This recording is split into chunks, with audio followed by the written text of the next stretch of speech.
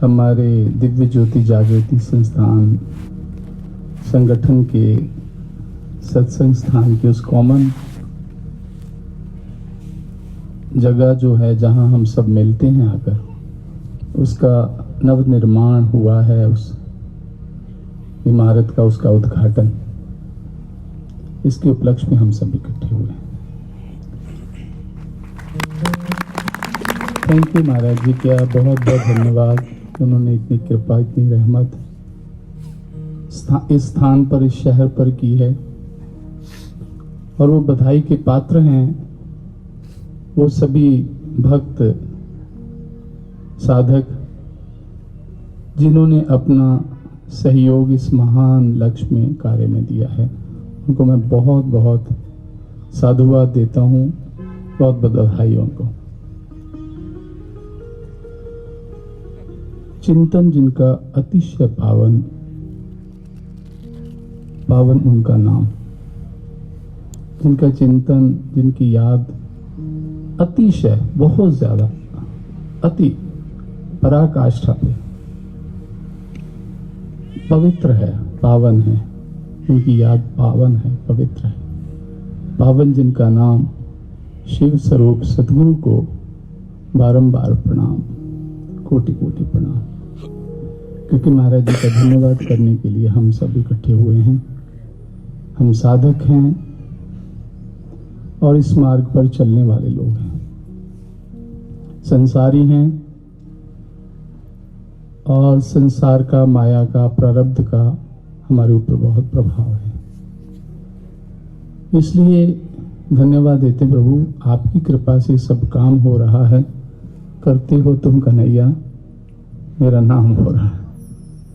किसी न किसी को निमित्त बनाकर, किसी न किसी को अवसर देकर, सेवा लेकर उसके कल्याण के लिए ये योजना बनी है। इसलिए हमने सबसे प्रथम श्री गुरु महाराज जी को नमस्कार, धन्यवाद किया है। उसके बाद जो इसमें सहयोगी थे, जिनको उन्होंने चुना, तुम संतान मेरी साधारण नहीं हो, आए इस जहां में अकारण नहीं हो। है तो सभी संतान हैं और इनको चुना है, चुनाव उन्होंने किया है। वरना इतना बड़ा शहर है और इस शहर में से आप लोगों को चुना है। आप यहाँ बैठे हैं, उनकी छत्र छाया में बैठे हैं, उनके श्री चरणों में बैठे हैं, और ये प्रार्थना लेकर आए, प्रभु इस संसार को छोड़ने से पहले हमें किसी किनारे लगा देना। हम अनजान अबोध लोग हैं, कर्म संस्कार माया कैसे भटका दे, कैसे भरमा दे, कैसे उलझा दे, हम नहीं जानते। हम प्रार्थना लेकर आए, प्रभु हमें पकड़ कर रखना, हमें आगे लक्ष्य की ओर बढ़ाते रहना। ऐसी याचना हम इन शब्दों के साथ, सत्संग से, भजनों के माध्यम से, या आपके हृदय की पुकार जैसी भी है, बहुत सुन रहे हैं। तो उन्होंने कहा तो आए इस जहां में अकारण नहीं हो। इस संसार, इस धरा पर जो आप आए हैं, जो यहाँ संस्थान के अंदर आए हैं, आए इस जहां में अकारण नहीं हो। कोई कारण तो है, कोई वजह है।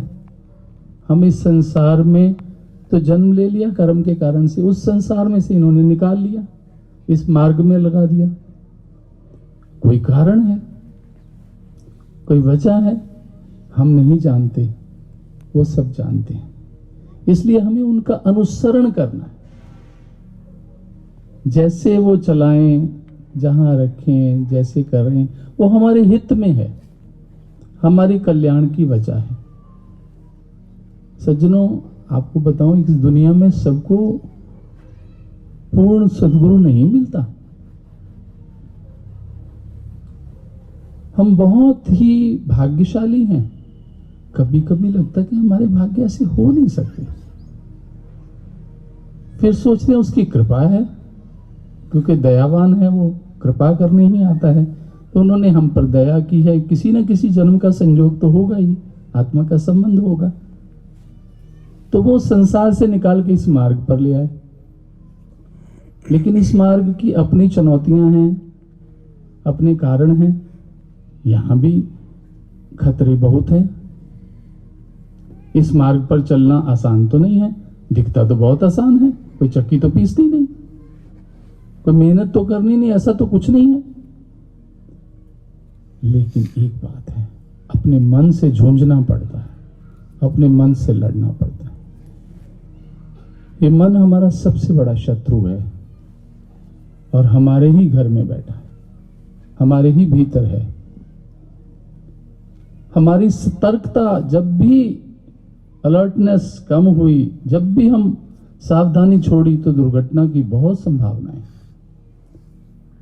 क्योंकि देखिए, दोनों ऑपोजिट डायरेक्शन में जाती हैं।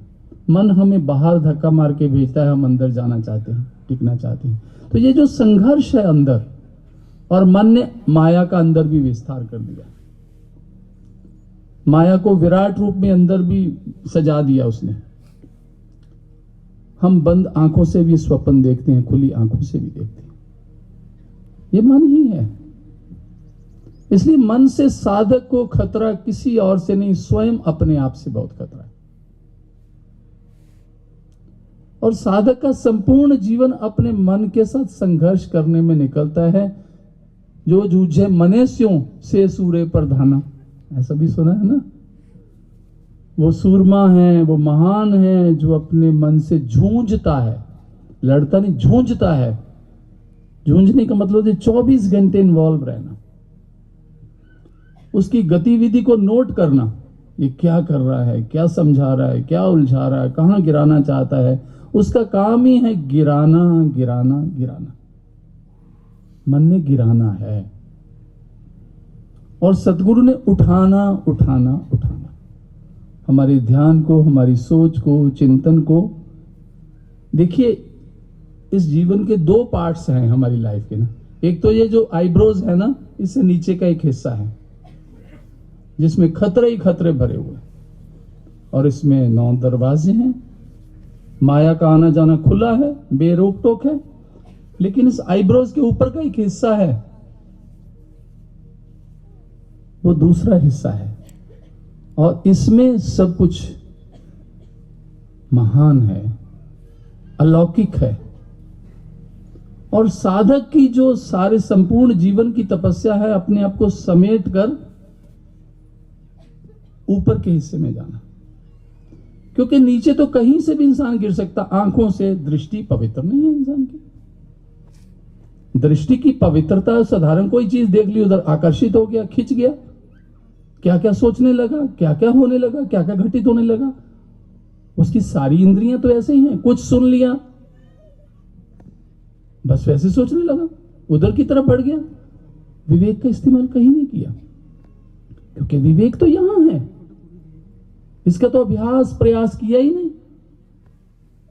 साधना में मन नहीं लगता, सत्संग में समय नहीं है, सेवा में शरीर दर्द करता है, वगैरह वगैरह बहुत सारे। ये मन के ही तो बहाने हैं। हमें सब कुछ समझ तो है, समझते हैं, लेकिन फिर भी समझ कर ना समझ बन जाते हैं। अगर इसको समझ भी लिया तो भी खतरे कम नहीं है, क्योंकि सूक्ष्म शत्रु जो अहंकार बैठा है, वो इंसान को सारे पुण्य हरने के लिए हमेशा तैयार रहता है। व्यक्ति के अंदर वो ईगो की प्रॉब्लम है। अब पहली बात तो ये है, पहली सीढ़ी ये तो है कि हमें अपने आप को समेटकर दूसरे हिस्से में जाना है। अगर चले गए तो एक साधक को भी, तो एक पुण्य कर्म करने वाले को तो अहंकार नहीं होता। साधक को भी अहंकार, मुझे बहुत अनुभव होते हैं, मैं तो बहुत सत्संग सुनता हूं, बहुत सेवा करता हूं। वो कभी भी पथ भ्रमित, दिग्भ्रमित हो सकता। इसको करने के लिए हमें अपने मन को इस भूत के समान ना, शैतान के समान इसको ऊपर नीचे कर अभ्यास में रखना पड़ेगा। इसलिए साधकता पूर्ण करना आसान नहीं है। वो है जिसकी प्रार्थना और प्रयास निरंतर चलते हैं, वो साधक बन पाता है। साधना यही तो है। साधना केवल 2 घंटे आंखें बंद करके बैठ जाना, यही तो साधना नहीं है ना जी। 24 घंटे अपने ऊपर नजर रखनी। जैसे सीसी कैमरा है ना, 24 घंटे रिकॉर्डिंग कर, 24 घंटे जो उधर से गुजरा उसने रिकॉर्ड करना है। लेकिन प्रभु का ऐसा कैमरा है, वो आपके चारों तरफ से एक ही कैमरा सफिशिएंट है। यहां तक कि मन के अंदर भाव भी उठने वाले वो चित्त की पृष्ठ पर छाप देता है। चित्त ऐसी एक मेमोरी चिप है जिसके अंदर हमारे संपूर्ण जीवन का लेखा जोखा, एक पल पल घड़ी घड़ी का सब कुछ उसमें अंकित, रिकॉर्डेड, ऑडियो वीडियो सब रिकॉर्डेड रहता है। इसलिए जब आत्मा शरीर छोड़ती है ना, जब इंसान मरता है ना, तो अंतःकरण के साथ आत्मा निकलती है। मन, चित्त, बुद्धि, अहंकार। चित्त जो है ना सबसे इंपॉर्टेंट चीज। इसलिए सज्जनों, हमारी सजगता बाहर की माया से बचना है, अंदर मन से बचना है। अपने आप को ध्यान रखना है कि मन कहीं गड़बड़ तो नहीं कर रहा। प्रार्थना, और मैंने कहा ना, प्रार्थना प्रयास, इस मन को कंट्रोल करने के लिए प्रार्थना और प्रयास। प्रार्थना रहनी चाहिए, प्रभु क्षमा करना, मेरे अंदर कोई विकार ना पैदा हो जाए। हम नीच मैले अति अभिमानी, महापुरुष ही कहते ना, हम नीच, नीच मतलब हम गिरे हुए, कभी भी हमारे विचारों से गिरे हैं, सोच से गिरे हैं, दृष्टि गिरा देती है। बहुत संभावनाएं हैं। माया बड़ी विचित्र है, जीना आसान नहीं है साधक का। साधक के लिए, संसारी को तो पता ही कुछ नहीं, वो तो डूबा ही हुआ है, उसकी तो बात ही छोड़ दो।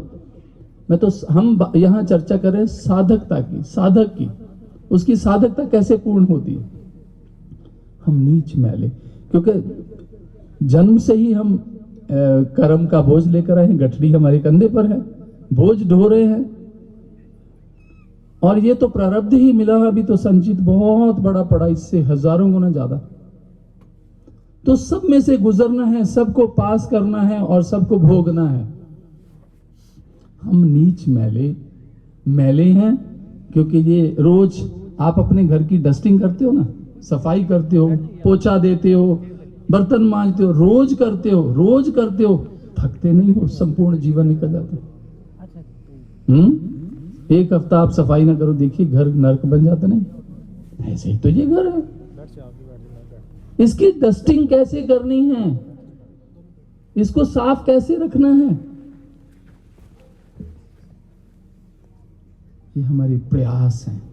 हम अपने ऊपर कितना काम करते हैं, अपने ऊपर कितनी नजर रखते हैं। हमारी ये दो आंखें हैं ना, ये तो दूसरों पर ही नजर रखती हैं। उसने ऐसे किया, उसने ऐसे कहा, ऐसे क्यों बोला, ऐसे कर दिया, बस ऐसे जैसे ही रहता है, क्योंकि ये द्वंद्वात्मक दृष्टि है, द्वंद्व के अंदर ही रहती है और व्यक्ति को रखती है।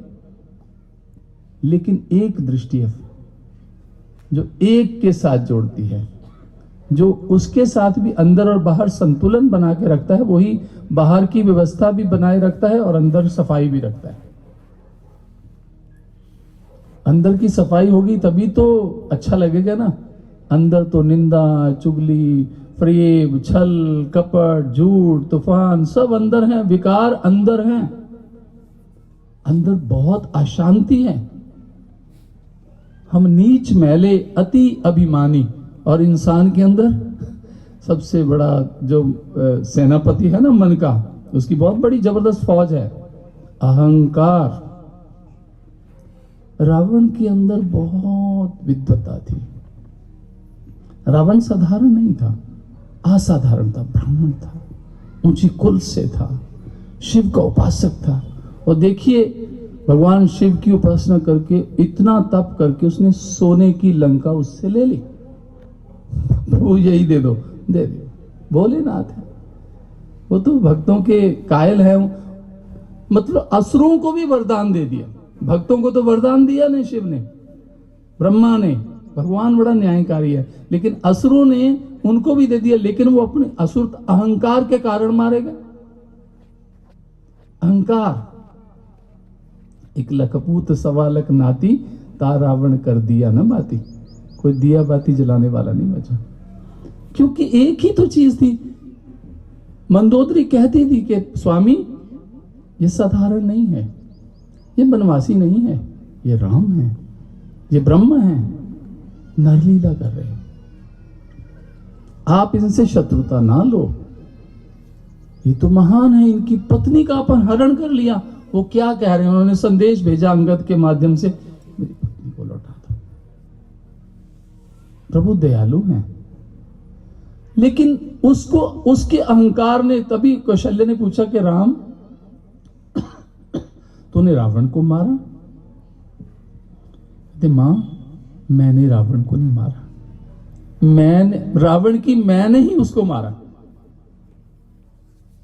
इंसान, आप भी तो व्यवहार में रहते हो, संसार में रहते हो, आप जानते ही हो अहंकार क्या है। घर में, आज घरों में क्या प्रॉब्लम है? ईगो की तो प्रॉब्लम है।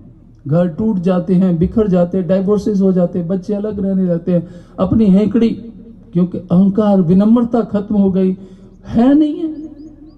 संसार टूट रहा है, कोई किसी की सुनता नहीं है, बाप बेटे की नहीं सुनता। अहंकार, भक्त के अंदर भी अहंकार आ जाता है, सूक्ष्म है, पर एक स्थूल अहंकार है, एक सूक्ष्म अहंकार है। कोई इंसान बहुत अच्छे काम करता है, देखा नहीं कई बार समाज से भी बहुत पुण्य कार्य, अगर समाज भलाई के काम करे तो उनके अंदर भी एक अहंकार नजर आता है। वो भी अपने नाम की चर्चा सुन के इस अमृत को कानों में डाल के बड़े खुश होते हैं। अहंकार की बढ़ोतरी हो रही है। कोई उनके अहंकार पे चोट कर दे तो उससे बड़ा उसका शत्रु कोई नहीं। हम नीच, मैले हैं इस चीज से। इस काया में 5 चोर बसे हैं। बताओ, एक चोर से हम डरते हुए ताले, लॉक, लॉकर, ये अलमारियां शलमारियां कैसे करके रखते हैं, टाइट लॉक करके रखते हैं एक चोर के डर से। लेकिन यहां तो 5 डिफरेंट टाइप के जिसमें हम घिरे हुए हैं। इस काया में 5 चोर बसे। कामनाएं कम है इंसान की,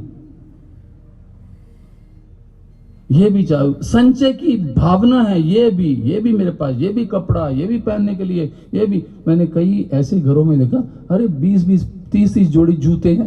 मतलब जूते सिर में मारने क्या, पहनने हैं, पैरों में डालने हैं, कितनी जरूरत है। कपड़े बेतहाशा।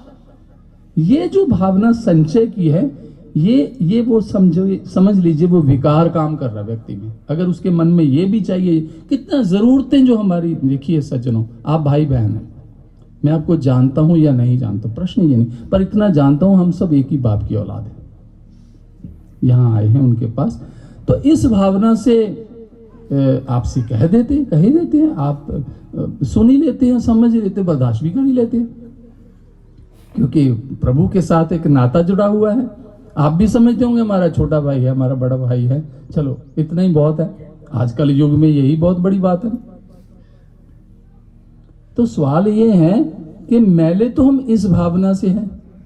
तो ये जो संचय की भावना है, काम, क्रोध, 5 चोरों में से एक चोर काम केवल काम वासना ही नहीं होती, काम इच्छाएं भी होती हैं। इच्छा होना, सीमित इच्छा है। वो कहते हैं ना कि जरूरतें बहुत सीमित है इंसान की। कितनी जरूरत है? 2 रोटियां खानी है, जब 20 खानी है, 25 खानी है। अंबानी को 25 रोटियां खाता है? नहीं, जरूरत सीमित है, लेकिन इच्छाएं असीमित है। ये भी इच्छा पूरी हो, ये भी हो जाए, ये भी हो जाए, ये भी हो जाए। ये जिसके पास साइकिल हो गया था, गाड़ी आ, जिसके पास एक गाड़ी हो गया था 2 आ जाए, 4, जिसके पास 2 है 4 आ जाए। ये जो कामनाओं का चक्र है, ये एक जाल ऐसा बन जाता है जिसके अंदर इंसान फंस कर रह जाता है। इस काया में 5 चोर बसे, काम, क्रोध भी शत्रु, उसकी ताकत भी बहुत है। देख लीजिए, इंसान को गुस्सा है, घर के बर्तन ही तोड़ देता। गुस्सा आ जाए उसको, जब कोई किसी को कत्ल करता तो प्यार से करता भी, लेने थे चाकू मार रहा, क्रोध होता उस वक्त, आग उगलता हो, जबकि उसके द्वारा ये घटित हुई, उसका परिणाम क्या होता? 20 साल 30 साल जलना, सड़ना पड़ता है उसको, जिंदगी खत्म हो जाती है, लाइफ स्पॉइल हो जाती है। लेकिन क्रोध इंसान को ऐसी जगह गिराता है कि उसको उठने में वर्षों वर्ष लग जाते हैं। लेकिन ये विकार है। परशुराम का क्रोध था, भगवान थे, लेकिन वो सात्विक क्रोध था। भगवान कृष्ण का क्रोध था, जब महाभारत किया तो क्रोध से ही, क्रोध था ना उनके अंदर। नहीं, अर्जुन को प्रेरित कर रहे हैं वे, चलो ये तो मैंने वायदा किया, मैंने शस्त्र नहीं, लेकिन तू मार इनको, मार, अधर्मी है, मार, इनका संहार कर, यत्ताताई है। भगवान राम ने जब रावण को बाण चलाए होंगे तो बड़े प्यार से चलाए होंगे, लेकिन मैं मार रहा हूं, नहीं, मारने के लिए चला रहे थे ना, खत्म हो, क्योंकि उसका संहार करना। एक क्रोध सात्विक होता है, एक तामसिक होता है। भगवान ने परशुराम की मैं एग्जांपल दी, कृष्ण की दी, राम दी, ये वो सात्विक क्रोध था। लेकिन हम मानवों जीवों के अंदर सात्विक क्रोध नहीं होता, तामसिक क्रोध होता है, जिसके कारण हम अपना ही नुकसान कर लेते हैं, समाज का नुकसान करते हैं। क्रोधवश, लोभ है, हम सब लोभ के शिकंजे में मिल जाए और ये ग्रेडीनेस जो है हमारे अंदर, इतने जो लालच की भावना है, लोभ है। भाई से हाई कोर्ट में जाएगा, फलाने कोर्ट में जाएगा, ये भी मैं छीन लूं, ये भी छीन, क्योंकि उसका स्वार्थ निहित है। जबकि कमाल की बात यह है, इंसान सभी जानते हैं हमने मरना है, हम आए ही मरने के लिए हैं, हम मृत्यु भूमि पर जी रहे हैं, मरना है। कुछ मिले ना मिले, मौत जरूर मिली है, बराबर की मिली है। धन मिले ना मिले, सेहत मिले ना मिले, इज्जत प्रतिष्ठा मिले ना मिले, मान सम्मान मिले ना मिले, लेकिन मौत तो मिलनी है। क्या भगवान ने न्याय किया है? जन्म तुझे दिया है, मृत्यु तुझे बराबर की उसी दिन निश्चित कर दी। लेकिन ये माया ना उसको वो भी भुला देती है, ये भी याद ही रहना, क्योंकि नहीं तो विकार कैसे काम करेगा। स्वामी एकनाथ जी ने कहा था ना, एक ऐसे सत्संग कर रहे थे, कुछ बोल रहे थे, तो एक व्यक्ति उठा, महाराज, वो शरारती किस्म का व्यक्ति था, शरारत करनी, कुछ ड्रामेबाजी करनी थी, उन्हें बाकियों को डिस्टर्ब करना था। तो एकनाथ जी महाराष्ट्र के स्वामी हुए हैं, पूर्ण संत हुए, तो उन्होंने कहा कि भाई सुन पहले मेरी बात, अपनी बात बाद में करना, कहीं मेरी बात छूट ना जाए, सुन मेरी बात। वो चुप कर गया।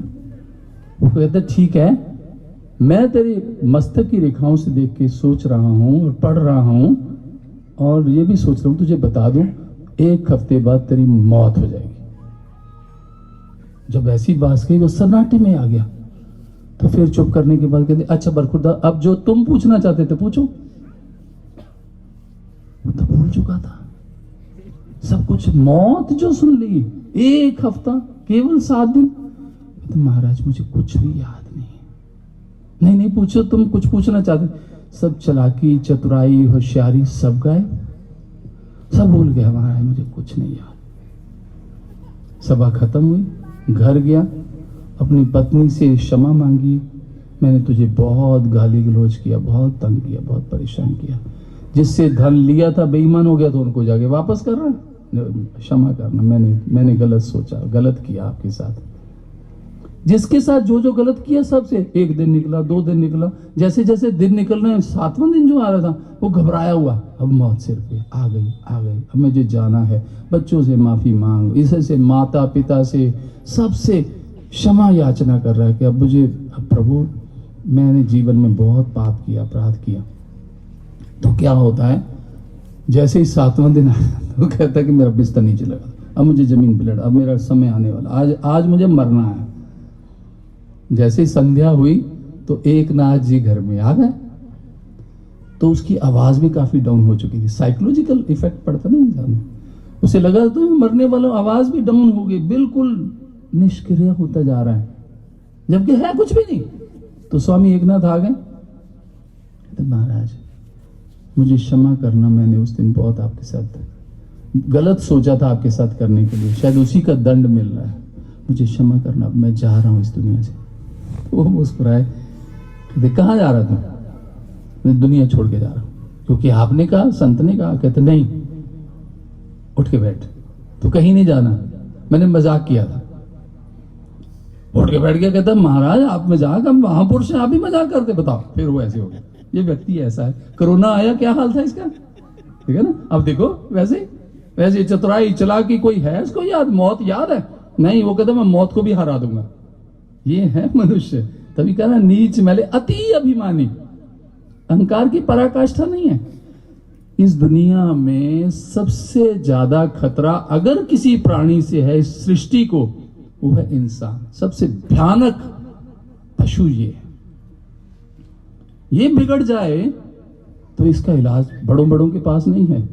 हाथी बिगड़ जाए तो कोई इंजेक्शन लगा के काम ही तमाम कर सकते, उसको भी सभी व्यवस्था हो जाती है। लेकिन इस समाज को, इस मानवता को, सृष्टि को इतना खतरा ना हाथी से है, शेर से, घोड़े से, गधे से, सांप से, बिच्छू से, किसी से खतरा नहीं है जितना खतरा इंसान से है। हमारी बेटी, हमारी बहू, हमारी बहन कहीं बाहर चली जाए, शाम को 8 बजे 9 बजे कोई पता ना आए और टेलीफोन मिले ना मोबाइल, तो आप देखो हमारा हाल क्या हो जाता है, हमारी खोपड़ी का क्या हाल हो जाता है। हम इतना चिंताग्रस्त हो जाते हैं। हे ईश्वर, प्रार्थनाएं अपने आप निकलने लगती। कारण किसका डर है? मनुष्य का डर है। मनुष्य बहुत भयानक है। इसलिए जब भगवान को धरती पर आना पड़ता है तो एक लक्ष्य लेकर आया। वो कुत्ते गधे घड़े को थोड़ी, तोते को थोड़ी बोलना सिखाता, वो इंसान को संभालना सिखाता। इस इंसान को समझाया जाए, इसको समझाया जाए। मनुर्भव, वेदों में क्यों लिखा इंसान बनो, इंसान बनो? क्या इंसान नहीं है? हम गधे हैं क्या? करतूत पशु की मानस जात, देखने को देखत को नर दिसत है, लक्षण तो सभी पशु के हैं। देखने को इंसान लगता है लेकिन लक्षण क्या है? बहुत भयानक है। इसका कोई पता नहीं क्या कर दे, किस वक्त इसका मन इससे क्या करा दे, क्योंकि गुलाम तो है ये, मन का गुलाम है। हमारे जन्मों जन्मों से मन हम पर शासन कर रहा है। जो मन चाहता वो हमसे करवाता है। हम मन से वो थोड़ी करवा पाते जो हम चाहते हैं, नहीं, हम तो उसके दास हैं। इसलिए इंसान को बदलने के लिए भगवान को स्वयं आना पड़ता है। तो मैं ही चलता हूं, क्योंकि ये तो भगवान को भी सूली पे टांग देता है, उसके भी पीठ में छुरा घोंप देता है। इसका दाव, क्योंकि ये महास्वार्थी है। स्वार्थ मीत सकल जग माही। देखिए कुत्ते के अगर 20 रोटियां रख दो, अगर 5 7 10 खानी होगी, खा के और बाकी छोड़ गया, संतुष्टि होगी। क्या इंसान की होती है संतुष्टि? और कोई एंड नहीं है उसका, क्योंकि लोभ है, उसके साथ एक विकार जुड़ा हुआ है। लोभ है, संतुष्ट नहीं है, वो कहीं भी संतुष्ट नहीं है। संतुष्टि का सेटिस्फेक्शन लेवल नहीं है उसका। इसलिए दुखी कौन है? घोड़े गधे कुत्ते दुखी देखे आपने? वो 4 रोटी खा के उधर बोले बादशाह बन गया, बस छोड़ के बाकी आपका घर, वो बस मौज में। इंसान ही तो दुखी है, संपूर्ण जीवन दुखी रहता है। क्यों? क्योंकि वो अपने ऊपर काम नहीं कर पाता, वो अपने मन को अपने अनुसार ढाल नहीं पाता, मन का संघर्ष कर नहीं पाता, और मन उस पर शासन करता है। इसलिए इस काया में 5 चोर बसे, काम क्रोध लोभ मोह। मोह सकल व्याधन कर मूला। तुलसीदास जी तो कहते थे मोह सकल व्याधन कर मूला, तह तह पुन उपजे बहुशूला। बहुत शूल तो इसी से ही उपजते हैं। मोह मतलब अटैचमेंट, अटैचमेंट हो जाती है, आसक्ति।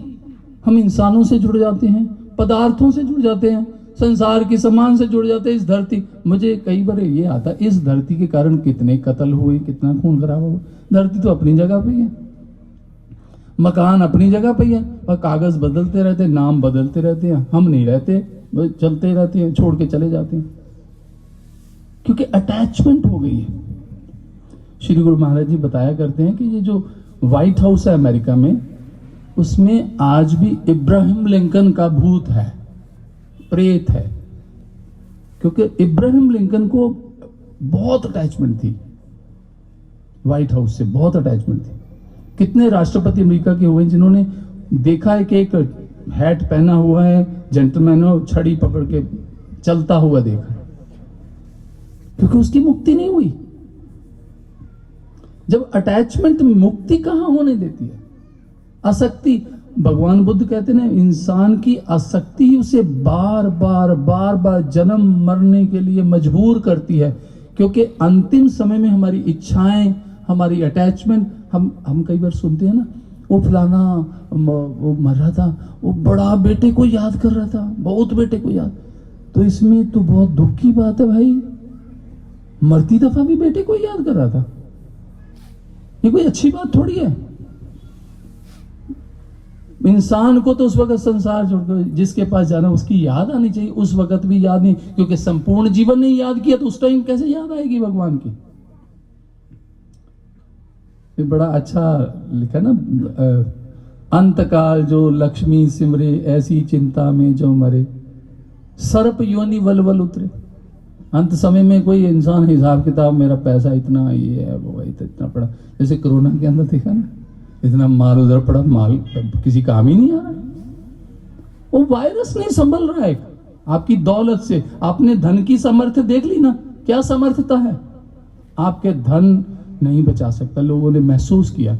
ये क्या कौन सा प्रताप रूढ़ी है जो केंद्रीय मंत्री है, मैंने एक दिन ना उनकी टीवी में न्यूज देखते हुए, उसी समय की बात है क्योंकि खाली थे, न्यूज ही देखते रहते थे, तो उसने लोकसभा में कहा कि सभापति मेरे एक मित्र थे, बिहार के हैं वो रूढ़ी जी, तो उन्होंने कहा मेरे एक मित्र हैं वो करोड़ोंपति है,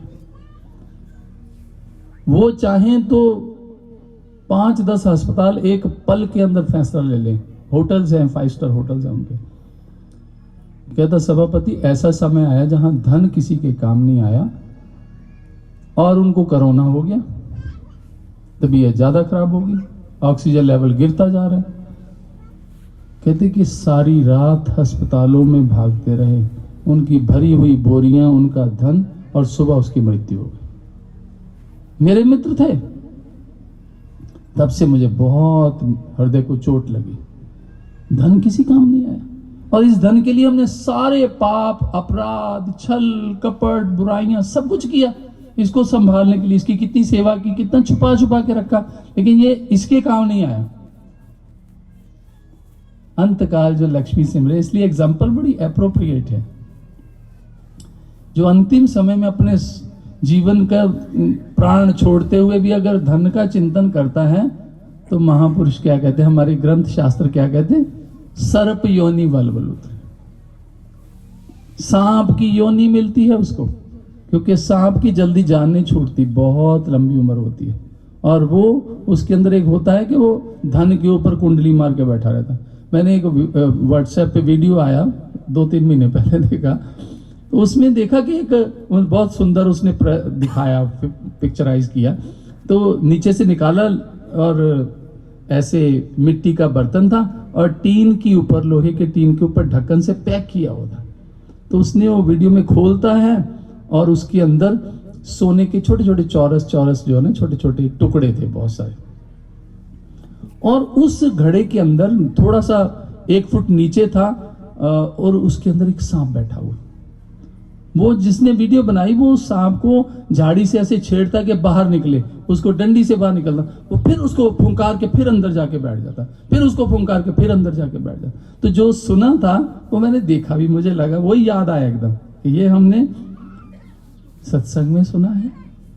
अंतकाल जो लक्ष्मी सिमरे, ऐसे ही होता होगा। ये भी कोई रूह होगी ऐसी जिसने जीवन में बहुत धन कमाया और आज उसको संभालने बैठा, इस उम्र में भी वो भूला नहीं है। अंतकाल जो मंदिर सिमरे, जो घर बार इमारतें संपत्ति के बहुत मान करते हैं, प्रेत योनि वलवल उतरे। जैसे इब्राहिम लिंकन की एग्जांपल दी। अंतकाल जो पुत्र सिमरे, ऐसी चिंता में जो मरे, जैसे मैंने अभी एग्जांपल दी कि अंतिम लास्ट टाइम में अगर कोई मेरा बेटा नहीं आया, मेरी बेटियां कहाँ हैं, फलाना कांड, तो ये खुशी की बात नहीं है, बहुत दुखद है। उस व्यक्ति के प्रति बड़ी दया का भाव आना चाहिए कि इस वक्त भी ईश्वर याद नहीं। कहते कि सूकर योनि बलबल। सूकर कौन होता है? सुअरनी, जो जिसके बहुत सारे बच्चे होते हैं। भगवान कहते हैं कि एक नहीं कितने बच्चे ले इसका, तू कर इतना जितना मोह करना। मोह सकल व्याधन कर मूला, कहते पुन उपजे बहुशूला, बहुत शूल उपजते हैं, बड़ी कष्ट होते हैं। इसलिए अटैचमेंट एक रोग है, मोह एक रोग है, ना पदार्थों से ना संसार से। मोह अगर करना है, अगर मोह की बीमारी लगी गई है तो मोह होना, साधक के अंदर भी मोह होना चाहिए। किससे होना चाहिए? अपने इष्ट के श्री चरणों से मोह, अटैचमेंट होनी चाहिए। उससे और कुछ दिखना नहीं चाहिए, केवल ओनली केवल मेरे प्रभु, वही मेरे हैं, उनके पास जहां भी उनके पास, वहां भी उनके पास। तो ये नुकसान नहीं करता, ये मोह नुकसान नहीं करता, अटैचमेंट नुकसान नहीं करती। अदरवाइज अब किसी चीज से भी अटैचमेंट करते हैं, वो एक रोग है, उस रोग से बचना है। तभी तो हल्के होंगे ना जी, तभी तो हम नीच मैले अति अभिमानी। पर मैं इस बात को पूरा करूं, लोभ मोह अहंकार, पांचवा क्या, 5 चोर की बात हो रही है, पांचवा अहंकार। अहंकार की हम चर्चा काफी कर चुके हैं। सारे संसार में बड़े बड़े योद्धा, अहंकार में दुर्योधन सारे कौरवों का नाश करवा दिया, और रावण ने 1,00,000 पूत सवा, इतना बड़ा खानदान, इतना उसका विराटता थी, इतना बड़ा परिवार था, लेकिन दिया बाती जलाने वाला उसके घर में नहीं बचा। अहंकार। जबकि समझ आ गई थी, समझ बुद्धि कह रही थी, विवेक कह रहा था, आत्मा की आवाज थी कि ये साधारण नहीं, बनवासी नहीं, ये राम है, लेकिन अहंकार है, मेरे लोग क्या कहेंगे, रावण ने प्राप्त की हुई चीज वापस कर दी, ऐसे कैसे हो सकता है? तो ये 5 चोर हैं जो हमारे घर में रहते हैं, और हम अनजाने में, और हम अगर अंदर ध्यान नहीं देंगे, सारा ध्यान ही बाहर है, तो फिर क्या होगा? दुखी तो होंगे। काम, क्रोध, लोभ, मोह, अहंकारा अमृत लूटे। ये 5 चोर क्या करते हैं? बाहर तो माल लूटते हैं ना, धन, तुम्हारा धन ले गए छीन के, तुम्हारी प्रॉपर्टी हो केस करके वापस ले लिया, तो बाहर की संपत्ति लेते हैं, बाहर का सब कुछ छीनते हैं बाहर के चोर। लेकिन ये जो सूक्ष्म चोर है, ये तो अंदर की आपके पुण्य की पूंजी को, जो आप पुण्य कमाते हैं, जो शुभ कर्म करते हैं, शुभ चिंतन है, इसका जो फल है, अमृत लूटते हैं। किसी के पास, किसी साधक के पास, किसी भक्त के पास पुण्य कर्मों की संपत्ति ना रहे, पूंजी ना रहे, वो कंगाल है, गरीब है, ऋणी तो है ही, ईश्वर के हम ऋणी हैं, क्योंकि उसने हमने जिस कार्य के लिए आए वो काम नहीं किया। गोविंद, हम ऐसे अपराधी हैं जिन प्रभ जियो पिंड था दिया, ताकि भाव भगति निसादी, लूण हरामी गुनाहगार बेगाना अल्पमत। इतनी गालियां कोई किसी को दे दे तो इंसान फाड़ दे सिर, लेकिन महापुरुष तो ये गालियों से कम थोड़ी। लूण हरामी, तो हरामी है तूने, लूण हराम, नमक हरामी की है तूने, ईश्वर का नमक खा के तूने पूरा नहीं किया जो वायदा किया, तो वादा खिलाफी की है, तेरे साथ बहुत बुरा हश्र होगा। अल्पमत, तेरी मति थोड़ी है, तो कम बेअकल है तू। बताओ, किसी को कह दो बेअकल, आप देखो, बेअकल कोई बेअकल कह दो, देख लो क्या होता, तो भी मुश्किल हो जाएगी। बेगाना अल्पमत, जियो पिंड जन सब कुछ दिया, ताहे न जाने तत्। देखिए, जवाब भी दिया बात का, जिसने तुझे सब कुछ दिया, क्या दिया? ये शरीर। ये शरीर बड़ा कीमती है। किसी के पास धन है, दौलत है, संपत्ति है या नहीं है, छोड़ो, फॉरगेट। लेकिन जो भगवान ने दिया, करोड़ों का भी है, करोड़ों से नहीं प्राप्त कर सकते। एक आंख, ओरिजिनल आंख लेने जाओ जरा, पत्थर की आंख मिलती है 15-15, 20-20 लाख की, ओरिजिनल आंख तो मिलती भी नहीं। हाँ, किसी मुर्दे की डाल भी देंगे तो इसके 30-40 लाख रुपए लगते। भगवान ने एक नहीं, दो दिए हैं, 2 दी हैं, 2 किडनियां दी हैं, 40-40 लाख की तो होगी कम से कम। लिवर दिया है, कम से कम 50-60 लाख का होगा, क्योंकि तो एक ही है भगवान ने। ये हार्ट एक है, ये भी ट्रांसप्लांट हो जाता है आजकल। धनी लोग इसको भी करिए, बड़ी कीमत। भगवान ने कितना दिया है, जियो पिंड जिन्हें सब कुछ दिया। जिसने सब कुछ दिया, तुम्हें घर दिया, संसार दी, इज्जत दी, संतान दिए, बच्चे दिए, सब कुछ तो दिया है, लेकिन तूने उससे कोई रिश्तेदारी नहीं बनाई, उसके साथ प्रेम नहीं, उसके प्रति नहीं है कि मेरे को एक तू ना मिला, सारी दुनिया मिले भी तो क्या, अभी तक तू नहीं मिला। सारा कुछ इसलिए इंसान पागल है, पागलों की तरह दौड़ता है। मैं देश भर में जाता हूं, देखता हूं बड़े बड़े धनियों को। एक बहुत देश के, हिंदुस्तान के किसी शहर के नहीं, देश के धनी, बहुत बड़े नामी व्यक्ति हैं, उद्योगपति हैं। जर्मनी के अंदर 7 फैक्ट्रियां लगी, उसको कैंसर हो गया। एक बार फोन पे बात हुई, स्वामी जी मैं न्यूयॉर्क में हूं, मेरे लिए प्रार्थना प्लीज करो। बस मैं अभी भी जीने की इतनी चाहत है, होनी चाहिए, पर किसी महान कार्य के लिए होनी चाहिए ना भाई, या माल इकट्ठा करने के लिए होनी चाहिए, निचोड़ दे मैं धनी रहूं, ये उद्देश्य तो नहीं होना चाहिए ना। लेकिन इंसान का लोभ और लालच, अहंकार, उसने सारा जीवन, माया ने यही दिया है।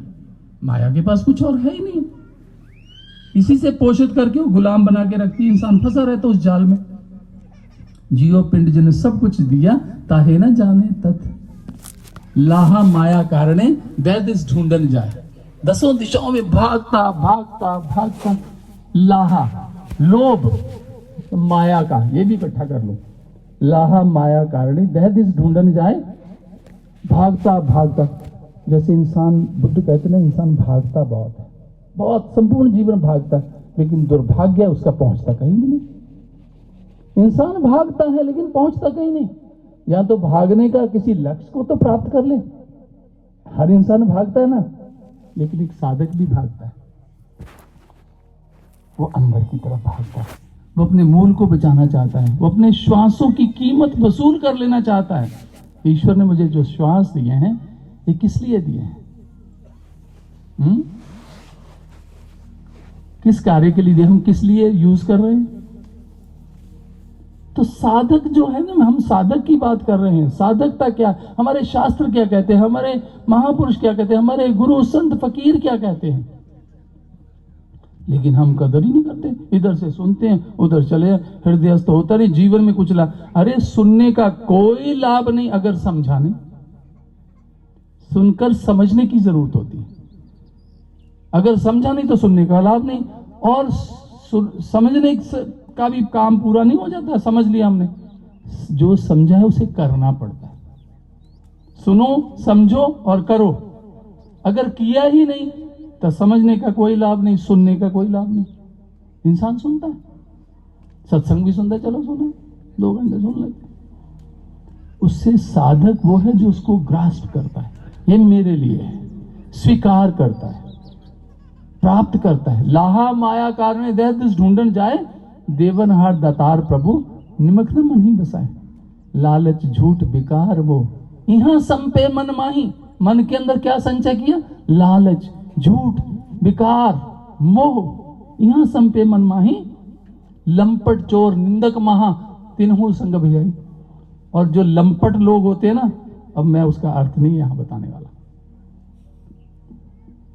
चोर जो कहते हैं कि 100 के 200 कैसे बनते हैं, उनसे हमें बड़ी अटैचमेंट हो जाती है। देखिए कोई चक्कर क्या है। झूठ, झूठ बड़ा अच्छा लगता है, बस हमारे अहंकार को बढ़ाए। किसी की प्रशंसा कर दो, ऐਵੇਂ झूठी कर दो, देखो वो कर दे, ऊपर उठ जाता है, 1 फुट ऊंचा उठ जाता है। क्योंकि ये झूठ भी बड़ा मीठा लगता है, जब इंसान पता मैं ऐसा हूं तो नहीं, लेकिन चलो बाहर तो कोई तो मेरी प्रशंसा कर ही रहा है।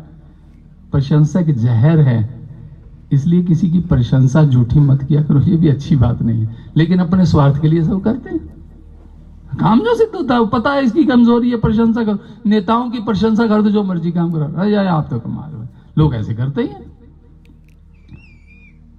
लंपट चोर निंदक महा, तिन्हु संग बिसाई। उनके संग हमारा रहना, हमारा जीवन किनके साथ है? ऐसे लोगों के साथ ही हम रहते हैं। लेकिन हमारी साधकता इतनी परफेक्ट नहीं कि हम अपने आप को बचा पाए। इसलिए सज्जनों, ये जो 5 चोर है ना, अमृत लूटे मन मुख नहीं बूझे। जो मन के साथ जुड़ के रहते हैं, वो समझ ही नहीं पा रहे कि मैं लूट रहा हूं अंदर से, मेरे अंदर से हरास हो रहा है, मेरे अंदर की पूंजी पुण्य खत्म हो रहे हैं। उधर हम कहते कि अंधी औरत है, वो चक्की चला के आटा पीस रही है और साथ में कुत्ता चाटे जा रहा है, उसको पता ही नहीं, वो सोच रही बड़ा काफी हो गया होगा, काफी मैंने पीस लिया। ऐसा हमारे साथ भी तो होता है। हम सोचते हैं पुण्य बड़े बनाए, अब ये मैंने धर्म का काम कर लिया, ये कर दिया, यहाँ कमरा बना दिया, यहाँ लंगर लगा दिया, जहाँ ये कर दिया, जहाँ शरबत बांट दिया, जहाँ कपड़े बांट दिए, और उससे क्या, वो मन ही मन सोचता काफी काम कर दिया। श्री गुरु महाराज जी बहुत वर्ष पहले जब हम नए नए मिशन से जुड़े थे, तो एक बार सुनाया महाराज जी ने। महाराज जी कहते कि एक बार हम बंबई में, बहुत बड़े नाम है देश का, मैं नाम नहीं लूंगा, बहुत प्रेस के बहुत बड़े अखबार छपती है अंग्रेजी की, उसके मालिक महाराज जी के शिष्य थे, उनके घर में गए, बहुत आदर सत्कार करता था। महाराज जी कहते हम जाते जाते चलो रुक जाते हैं इधर। तो उनके जो मैनेजिंग डायरेक्टर थे, वो उसके उन्होंने अपॉइंट किया हुआ था, बहुत बड़ा नाम है, और राजनीति में भी बड़े मेंबर ऑफ मंत्री भी रहे हैं अटल जी की सरकार में। तो वो सारा काम देखते थे। तो गुरु महाराज जी कहते कि मैं एक बार किसी झोंपड़ी में, झुग्गी में, कोई रिक्शा पुलर रहता था जो रिक्शा चलाता था, मैं उसके पास गया और टूटी हुई चारपाई उसने लगा दी, और मैं उस पर बैठ गया। अब उसके पास तो कुछ था ही नहीं, लेकिन वो खुश बहुत था। महाराज जी आप क्या लो, उसके पास कुछ था ही नहीं, क्या दे, क्या भेंट करे, क्या रखे। तो कहता महाराज जी आप चाय पियेंगे। श्री गुरु महाराज जी चाय नहीं पीते, हमने नहीं अपने जीवन में देखा। तो महाराज कहते मैंने सोचा कि इसका प्रेम है, पी लेंगे। कहते कि उसने वो ईंटें रख के ऐसे चूल्हा बनाया, तो उसमें रख के लकड़ी घास गत्ते गुत्ते करके तो बना रहा था। तो हम वहां बैठे, बहुत आनंद हो रहा था उसका प्रेम देखकर। तो कहते कि उधर से वो व्यक्ति निकला, मैं नाम नहीं ले रहा ऐसे लोगों का। तो वो निकला, उसने जाके अपने बॉस को बताया कि जो महाराज जी आपके घर में रुके हुए हैं, वो तो वहाँ पुश्ते पे, जो नदी के किनारे पुश्ते होते हैं, उसमें झोपड़ी में वहां बैठे थे। मैं उधर से निकला, मैंने देखा उनको। गुरु महाराज जी कहते हम जब वापस आए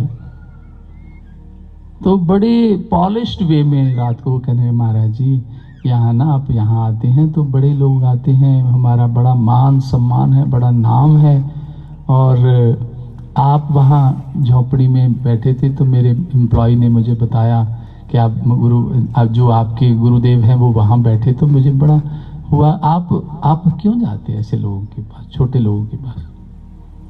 श्री गुरु महाराज जी कहते मेरे को इतना आहत हुआ, मैं उसी वक्त जो भी समय था उस वक्त निकला, और अब मैं यहाँ एक पल भी नहीं रहूंगा। और कहते मैं उसको बोल दिया कि अब तू सारी जिंदगी मुझे मिल नहीं पाएगा कभी। तो जब नूरमहल में महाराज जी मिले, महाराज कहते आज 34-35 साल हो गए, वो ढूंढ रहा लेकिन नहीं, हम तक नहीं पहुंच सकता। महापुरुषों को ये नहीं चाहिए होता, संसार नहीं है, वो प्रेम के भूखे होते हैं। प्रेम जिन प्रेम की होते नहीं प्रप पायो। महापुरुष भगवान राम शबरी के पास क्या लेने गए, क्या था, 56 प्रकार के भोजन दिए थे उसने, पकवान दिए थे, नहीं उसके पास खाने का था ही नहीं। कंदमूल लाती थी बाहर से, उसके तो झुर्रियां पड़ी, उसके शरीर का देखिए कैसी बेचारी का क्या हाल था, बदसूरत बुजुर्ग, और एक इंतजार में जी रही थी कि उसके गुरु कह गए थे कि एक समय एक वक्त आएगा जब राजा राम आएंगे तुझे दर्शन देने। इस इंतजार में उसने वर्षों वर्ष बिता दिए। वर्षों तक झाड़ू दे के बुहार के रखती थी, फूल बिछा के रखती थी जंगलों से लाकर, और कंदमूल रोज ताजे लाती थी कि आज मेरे राजा राम आएंगे, आज आएंगे। ये विश्वास था एक साधक का, कितना प्रबल विश्वास। ये नहीं था इतने बरस बीत गए हैं अभी तक तो आए नहीं, लेकिन एक समय आया जब राम जंगलों में जा रहे नंगे पांव, राजा हैं और नंगे पांव हैं।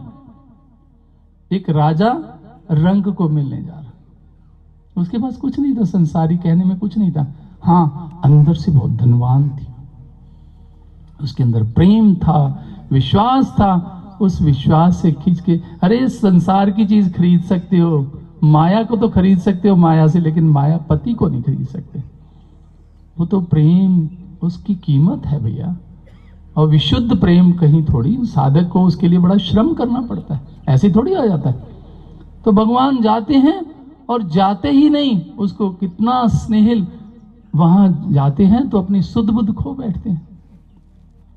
वो शबरी जिसको सभी दुत्कारते थे, छोटी जात की है, तू ऐसी है, तू कलच्छनी है, तूने घर छोड़ दिया, तूने बहुत उसके ऊपर, लेकिन उसी शबरी के जूठे बेर, छोटी बात नहीं, इमेजिन करके कल्पना करो, वो सीन को क्रिएट करो। जूठे बेर, आपको कोई गिलास पानी का जूठा दे दे, आप बर्दाश्त नहीं कर पाएंगे कभी। जूठे, वो भगवान है, हम साधारण जीव हैं, वो राजा हैं, हम रंक हैं, लेकिन जूठे बेर वो खाते और आनंदित होते हैं, सुध बुध खो बैठते हैं, प्रेम में पगला जाते हैं। ये है संबंध, ये है रिश्ता एक साधक का स्वामी का, अपने भगवान से, गुरु का और शिष्य का, ये रिश्ता है। ऐसा रिश्ता जब तक नहीं बनता तब तक ये करने का, ये सब कुछ जो भी हम करते हैं, पुण्य कर लें भाई, उसमें उसके दिए में से हम दे दिए तो कौन सा कोई बड़े हम मालिक बन गए। उसने अवसर दिया, ये सेहत उसने दी। अगर हमने इसे शरीर से कुछ कर लिया तो चलो पुण्य तो बने, क्योंकि उसका उसके लेखे लगा, लेकिन वो भी अहंकार बन जाता है। उसके दिए हुए से वो कुछ दे रहे, इसलिए विकार कहते हैं हम नीच मैले अति अभिमानी। अभिमान भी कम नहीं, अति है बहुत ज्यादा। दूजे भाई विकार इतना ही नहीं, विकार भी साथ जुड़े हुए, नीच भी हैं, मैले भी हैं, अहंकारी भी हैं, विकार भी सारे चल रहे। गुरु पारस मिला। जब गुरु मिलते हैं, कोई महापुरुष कहते पूर्ण गुरु मिलते हैं, गुरु अमरदास जी की वाणी, गुरु पारस मिले कंचन होए ज्योति ज्योत पार। जो पारस है वो ये नहीं पूछता कि ये लोहा कसाई के घर का है जब मंदिर में पड़ा हुआ था, जिसको भी टच करता उसको लोहा बनाता। गणिका एक वैश्य थी ना, महान बनी। उंगलीमाल एक डाकू था, डकैत था, महान बना ना। ये महानता कैसे जीवन में आ सकती है? जब तक आप एक बल्ब है, वो जलने की क्षमता है उसमें, लेकिन जब तक कोई करंट नहीं मिलता तो वो जल नहीं सकता, वो बुझा हुआ है। उसकी कीमत है क्योंकि उसमें फिलामेंट लगा हुआ है, जलने की क्षमता है, लेकिन तार नहीं जुड़ी हुई, उसको इलेक्ट्रिसिटी कनेक्शन नहीं मिला, उसे करंट वाली तार नहीं मिली, तो वह जल नहीं पाता। इसलिए सज्जनों, वो फ्यूज बल्ब तो क्या जलेगा, उसको कितनी भी तार लगा दो नहीं जलेगा। ऐसे संसार में भी लोग हैं जो नास्तिक हैं, भगवान को मानते नहीं, फ्यूज बल्ब है। लेकिन जो फिलामेंट वाला भी है उसको भी कनेक्शन चाहिए, उसको भी करंट वाली तार चाहिए। इसलिए सज्जनों, मेरे भाइयों बहनों, ये जो समाज में हमें और आपको समय मिला है ना, अवसर मिला है ना, तो गोल्डन अपॉर्चुनिटी, गजब का समय मिला। We are the luckiest person of this world. पूर्ण गुरु मिला है, पूर्ण मिला है, डंके की चोट पे। कल रात को दिल्ली में प्रोग्राम था, शिवरात्रि की रात 2 बजे तक प्रोग्राम चला। 2 बजे आए हैं, इसलिए शायद मैं बहुत पहले 9 बजे पहुंच जाता, लेकिन बहुत थकान थी सुबह 2 बजे। जो प्रोग्राम, मैं प्रोग्राम की बात करना चाहता हूं, और प्रोग्राम किन के लिए था? कॉर्पोरेट सेक्टर के लिए। हाँ, उस प्रोग्राम की टिकट थी 2000 रुपए, और टिकट अवेलेबल नहीं थी। इतना मारधाड़ थी, इतना रश था, जैम पैक था। लोग टिकट देकर, आप देखिए कि जब मुफ्त में सत्संग होता, मैं बड़ा उस टाइम एनालाइज कर रहा था अंदर बैठा, जब मुफ्त में लोगों को घर घर से बुलाया जाता, पर्चे बंटवाए जाते, आओ जी आओ जी, तो बैठ के हम इंतजार करते, आए संगत आए। और मैंने कल देखा 6 बजे का एंट्री टाइम था, लोग 5:30 बजे बाहर वेट कर रहे हैं कि अंदर एंट्री कब होगी। तो मैंने 5:45 बजे करा दी, बहन करवा लो, बाहर है, चलिए चेयर्स ही पड़ी, सोफे लगे हैं, बैठ जाएंगे आगे। ये इंसान की सोच है। जब कोई चीज उससे ईश्वर की तरफ से, हमने शरीर दिया ना, भगवान ने हमें फ्री में दिया, क्या कीमत ली? लेकिन कभी शुक्रगुजार किया है? ना शुक्रे, शिकायत शिकायत शिकायत, कभी शुक्राना नहीं, कभी धन्यवाद नहीं, क्योंकि मुफ्त में मिला है। लेकिन कोई चीज खरीद के लाते ना, जो आंख नकली डलवाते ना, लाखों रुपए खर्च के आते, कितना साफ सुफ धो धा के रखते हैं, कहीं गड़बड़ ना हो जाए, क्योंकि कीमत दी है। भगवान ने कीमत नहीं दी, फ्री में दिया। फ्री में दी हुई चीज पचती नहीं है। तो वो प्रोग्राम में एक ऐसे पढ़े लिखे, एक मेरे को मिले, वो सीबीआई में डीआईजी हैं, प्रोग्राम से पहले आए, वो बहुत दिव्य धाम में आए थे 3-4 साल पहले। तो मुझे याद दिलाया, स्वामी जी वहां मिले थे, मैं याद आ गया। आज मैंने आप कभी कोई प्रोग्राम नहीं छोड़ा, जहां भी मुझे पता लगता कि मैं जरूर आता हूं। और प्रोग्राम उन ऐसे लोगों के लिए हाईफाई करने पड़ते, वो ऐसे नहीं बैठ सकते, ऐसे भक्ति बैठ सकते, उनको सोफे चाहिए, हाईफाई चाहिए, ये सच चाहिए, तो वो सब चीजें अवेलेबल। लेकिन जो भिगो के मारी है ना कल, सबके दिमाग ठिकाने पे आ गए। सच कड़वा है, सच हमारे लिए जो एंटीबायोटिक है वो कड़वी होती है, पेट को खराब करती है, लेकिन इलाज ही वो है। डॉक्टर्स एंटीबायोटिक देते कि नहीं हमें? कहीं चोट लग जाए, बुखार हो जाए, इन्फेक्शन हो जाए, एंटीबायोटिक दो। तो जो पूर्ण सतगुरु वो भी एंटीबायोटिक देता है। इसलिए उसके पीछे बहुत कम लोग होते हैं, भीड़ नहीं होती। मैंने शुरू में कहा ना, बहुत बड़ा शहर है ये, इतने से लोग निकल के आए। ये स्थान यहां बनाया गया कि मानवता को मार्ग दिया जाए, जो शास्त्र कहते हैं। लोग हनुमान चालीसा पढ़ते, अर्थ पता नहीं, पता, दुर्भाग्य, रट्टू तोते की तरह पढ़ते। आरती हम रोज करते हैं, ओम जय जगदीश, खूब घुमाते, अर्थ पता, कुछ भी नहीं पता, रट्टू तोते नहीं है हम। बस धर्म इतना की है हमारे लिए। गुरु के पास ना वो फलाना गुरु है, ढकाना गुरु, अरे जाना ही पड़ेगा। इस जन्म में नहीं तो अगले जन्म में, अगले में तो अगले, किसी जन्म में जाना पड़ेगा। और वहीं से काम दिशा मिलेगी। वही, जब तक दिशा नहीं है दशा नहीं है। जिसकी दिशा अच्छी नहीं है उसकी दशा भी अच्छी नहीं। इसलिए जरूरत है, आज हम ये जो स्थान को सेलिब्रेट कर रहे हैं, आज के उत्सव को, कि एक स्थान बना है, किसके लिए है? हम तो चौकीदार लोग हैं, आज यहाँ है कल यहाँ है, भागते रहेंगे। हमारी सन्यासन बहनें तो कभी इधर शिफ्टिंग कभी उधर, क्योंकि हमारी अटैचमेंट नहीं है इन सब चीजों में। ये आप लोगों के लिए, आने वाली पीढ़ियों के लिए है, जनरेशन के लिए है। जब तक यहाँ रहेंगे, यहाँ प्रचार, धर्म का प्रचार, निष्काम प्रचार। और मैं कल की बात, कई लोग मुझे ऐसे मिले कि नहीं, ऐसा श्रेष्ठ प्रोग्राम, भगवान शंकर के ऊपर ऐसी फिलॉसफी, ऐसा विज्ञान, ऐसी साइंस आज तक जिंदगी में नहीं सुनी। कौन सुनाएगा? धर्म तो व्यापार है, धर्म तो दुकानें खुली हुई हैं, बेचो धर्म।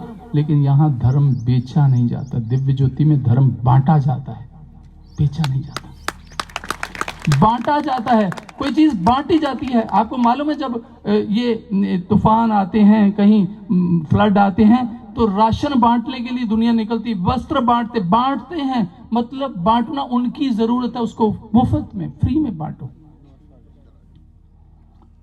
इसलिए धर्म बेचने की वस्तु नहीं है, धर्म बांटने की चीज है। आज समाज को धर्म चाहिए, सनातन। आप कहेंगे ये शब्द क्या कहे? यस, फर्स्ट ऑफ ऑल हमें ये समझना होगा इसका मतलब, मीनिंग क्या है। नेवर एवर चेंज, जो कभी नहीं बदलता उसे कहते हैं सनातन।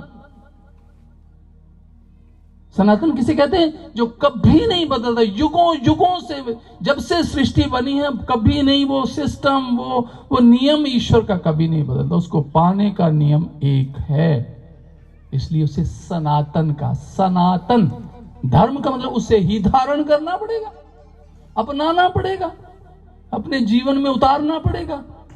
चाहे वो दुनिया के किसी शास्त्र, किसी मजहब का ग्रंथ हो, शास्त्र हो, उपनिषद हो, गुरु ग्रंथ हो, बाइबल हो, कोई भी मिशन, उपनिषद, वेद, रामायण, गीता, कुछ, सबके अंदर एक बात, सनातन, नेवर एवर चेंज, जो कभी नहीं बदलता, उसे सनातन कहते हैं। आत्मा को मिलने का प्रोसेस कभी नहीं बदलता, वो एक है। भगवान कृष्ण गीता में कहते हैं ना, अर्जुन मैं तुम्हें वही ज्ञान अभी रिवील करवा रहा हूं, वही दे रहा हूं जो सृष्टि के आरंभ में विवस्वत को दिया था, उसने ईश्वाकु को दिया। वो फिर गुरु परंपरा से आगे चलता रहा, बीच में बहुत समय, बीच में वो अलोप रहा, लेकिन वही ज्ञान मैं दोबारा तुम्हें दे रहा हूं।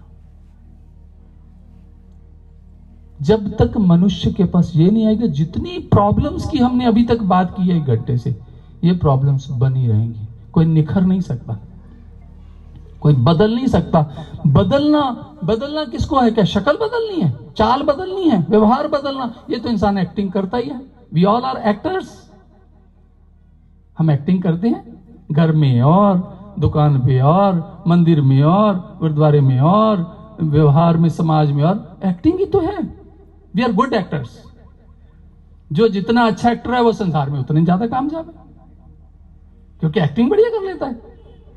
कोई आता है दिल में, चाहे मतलब अंदर से आग बोल दे, बाहर आइए जी, आइए, बैठिए जी, बैठिए, ये खाइए, 4 कटोरियां लगा देगा। जरा 5 दिन रहे तो क्या 4 ही कटोरियां रहती हैं, फिर 1 पे आ जाता है। वो दिखावा जो है ना, ड्रामेबाजी, वो समाज में नियम है। लोग भी इसी में ज्यादा खुश होते हैं, उनको भी अच्छा लगता है। तो ये जो व्यवहार है सज्जनों, व्यवहार एक अलग चीज, संसार व्यवहार समझता है, लेकिन भगवान करतार भावना समझता है।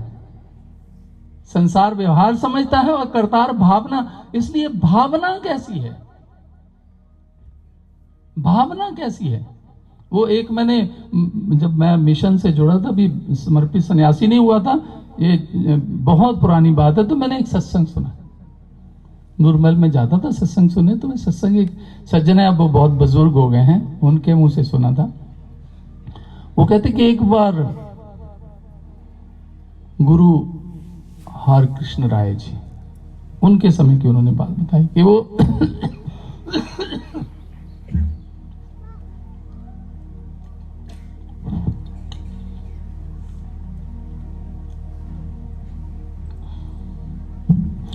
तो वो युद्ध भी चल रहा था उस वक्त, लेकिन उनके भक्त, उनको प्यार करने वाले साधक भी थे। तो कहते कि एक गांव में ऐसे चले गए, कहते अपने शिष्यों को कहते, सिखों को भी थोड़ा विश्राम करते हैं थोड़ी देर, फिर आगे निकलते हैं। तो पूछा कि यहाँ कोई गुरुमुख प्रेमी है? महाराज जी हैं। तो गांव वालों को पता लगा, तो उनमें से जितने लोग इस सोच के, तो सब इकट्ठे हो गए। तो वो गांव वाले, एक वृद्ध माता थी, तो उनको जाके कहा, माँ गुरु महाराज जी आए, आप भी चलो ना। तो माता का प्रेम तो बहुत था, लेकिन व्यवहार ऐसा ही था, रूढ़ था। वो कहती कि महाराज जी आए हैं। अरे मेरे से नहीं जाया जाता, मेरी टांगों में दर्द हो रहा है, मेरे शरीर में दर्द हो रहा है, वगैरह वगैरह। और महाराज जी को होगा तो अपने आप आ जाएंगे यहाँ। अब व्यवहार कितना रूखा और कैसा है भगवान के लिए। लेकिन वो व्यक्ति चुपचाप चला गया। महाराज जी ये क्या है? बड़ा दुख हुआ उसको। माता ने ऐसे कह दिया, ना ही बोलती इससे तो अच्छा, कह देती कि अभी नहीं मैं जा सकती, जैसे हम एक्टिंग करते, कह देते हैं नहीं फिर से। वो चला गया। तो जाके बैठे हैं, तो महाराज जी देख रहे हैं। तो महाराज जी ने पूछा, वो माँ भी तो एक रहती है यहाँ इस गांव में, उसको नहीं पता लगा क्या? तो जिसने पता दिया तो उठ के खड़ा हो गया, सिर झुका के, महाराज मैंने पता दे दिया था। तो बड़ी उत्सुकता से पूछने लगा, अच्छा तो फिर क्या कहा उसने? तो उसने फिर बेझिझक बता दिया। उसने कहा क्या? उसने बता दिया कि वो मां कहती महाराज जी अपने आप आ जाएंगे जब जरूर, तो उनको इच्छा होगी तो। अब हैरान होंगे, तो महाराज जी उस आसन से उठे और अपना चप्पल पहनी और कहते चलो माता के घर चलते हैं। सारे ही देखते रह गए, हैरान हो गए।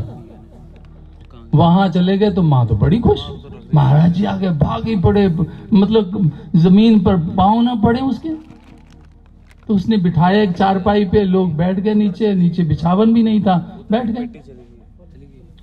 और उसको उस वक्त पंखे कूलर थोड़ी होते थे, ऐसे पंखा कर रही हैं किसी चीज से, हवा कर रही हैं। तो बेचारी को बड़ा एहसास हुआ ना, महाराज जी मन में फील तो होने लगा, तो मैंने कैसा बोल दिया, मुझे ऐसे बोलना नहीं चाहिए था, मैंने बोल दिया। लेकिन मन ही मन फील कर रही है, बहुत महसूस कर रही है, और कह रही है कि महाराज, मतलब कहना तो ये चाहती कि मैं पापी तू बख्शनहार, मैं पापी। लेकिन कह गई उल्टी, उसे पता नहीं लगा, तू पापी मैं बख्शनहार, तू पापी मैं बख्श, तू पापी मैं।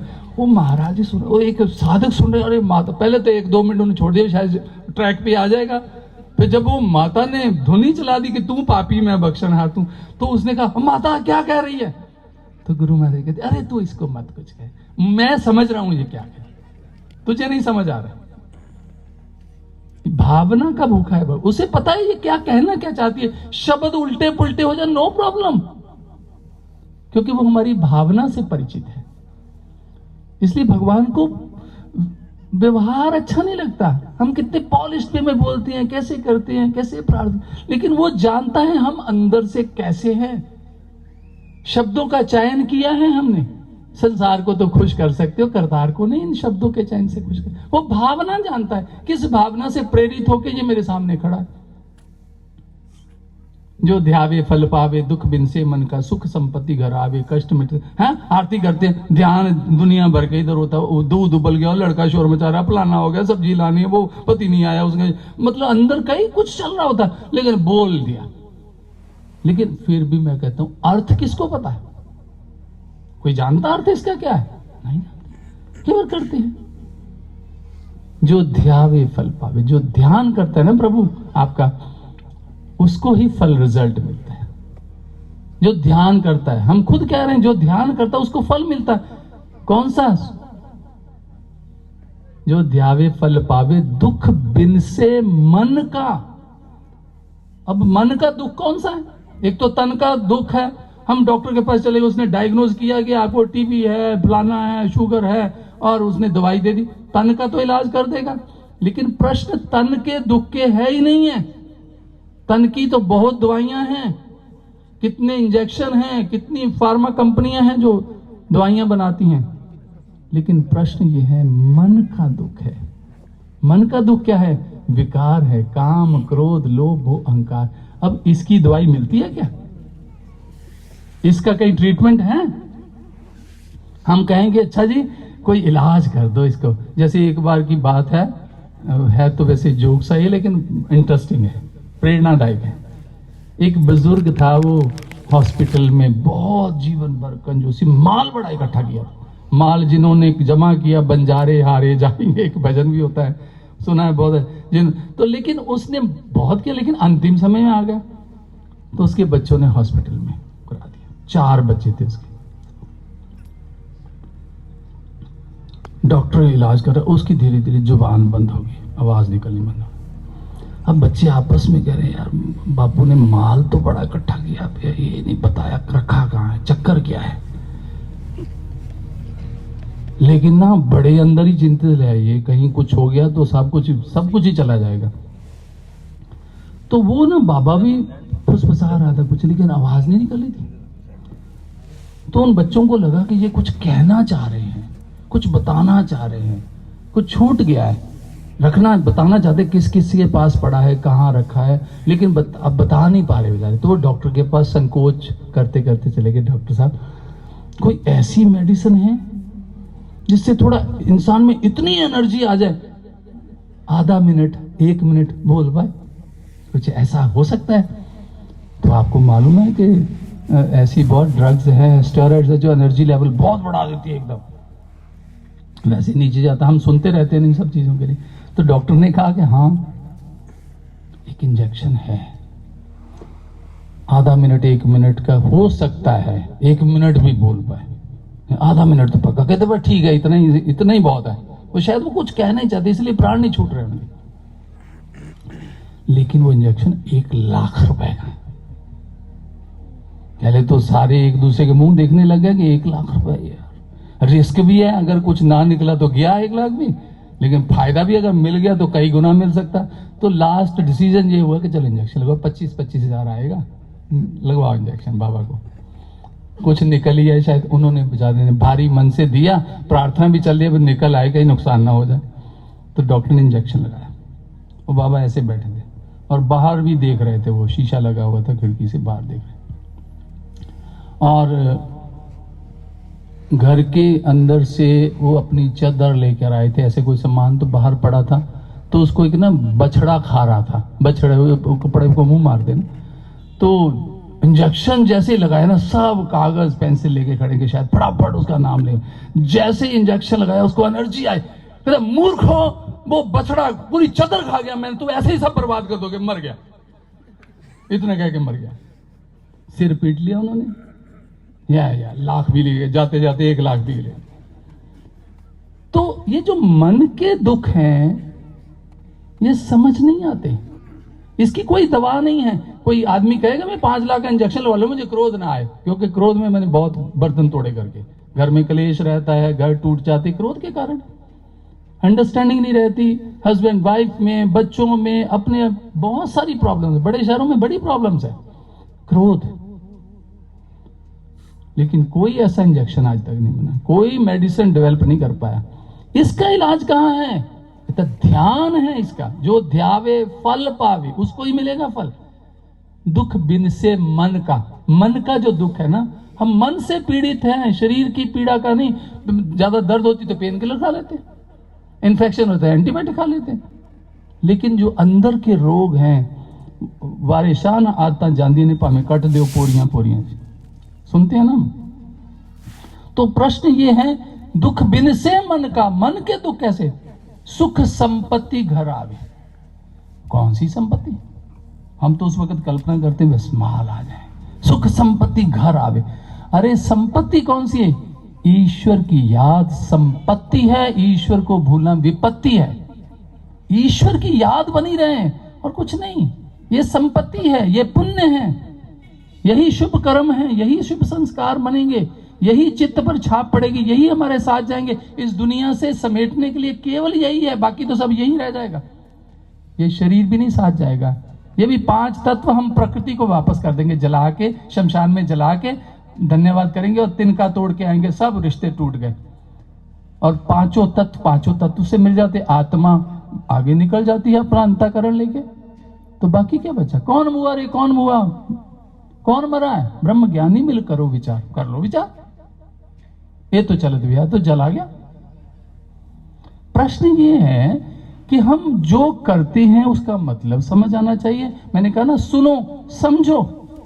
कृष्ण भगवान कहते हैं, अरे वाह आत्मा श्रोतव्यो, आत्मा के संबंध में सुनो, मंतव्यो, और जो सुना उसका मनन करो, मंथन करो। उसमें से जैसे दही का मंथन कर घी निकालते हैं ना, मक्खन निकालते हैं, मक्खन को फिर आग पर, आंच पर चढ़ाते हैं, जलाते हो उसको, उसकी लस्सी को जला देते हो, फिर क्या शुद्ध मिलता है? घी। घी 20 साल 30 साल खराब नहीं होता, जितना पुराना उतना औषधि युक्त है। लेकिन क्या दूध 20 साल रहेगा? क्या दही 20 साल रहेगा? क्या मक्खन 20 साल रहेगा? नहीं। इसलिए शब्द दूध, घृत राम रस। शब्द तो जो शब्द हैं, जो बोलते हैं, सुन रहे हैं, ये दूध की तरह है। कब तक? 1 दिन रह जाएंगे या 2 दिन रह जाएंगे। घृत राम रस, इसका मंथन करके जिसने घृत निकाल लिया वो है राम। कहा क्या इसके पीछे लॉजिक क्या है, उद्देश्य क्या है? शब्द दूध घृत राम रस, कोई साध बिलोवनहार, कोई, सब नहीं, कोई ऐसा साध है जिसने बिलो दिया, इसको निकाल लिया, मंथन कर दिया। दादू साधे सुरत को सो गुरु पीर हमार। कहते जिसने मेरी सुरत को, इस ध्यान को साध दिया, कनेक्ट कर दिया, ऐसा धन्य है। मुझे कभी हर श्वास में कभी भूलना नहीं चाहिए ऐसे महापुरुष को, ऐसे सदगुरु को। थैंक यू वेरी मच महाराज जी, आपने मेरे ध्यान को, लेकिन फिर भी माया भुलाती है।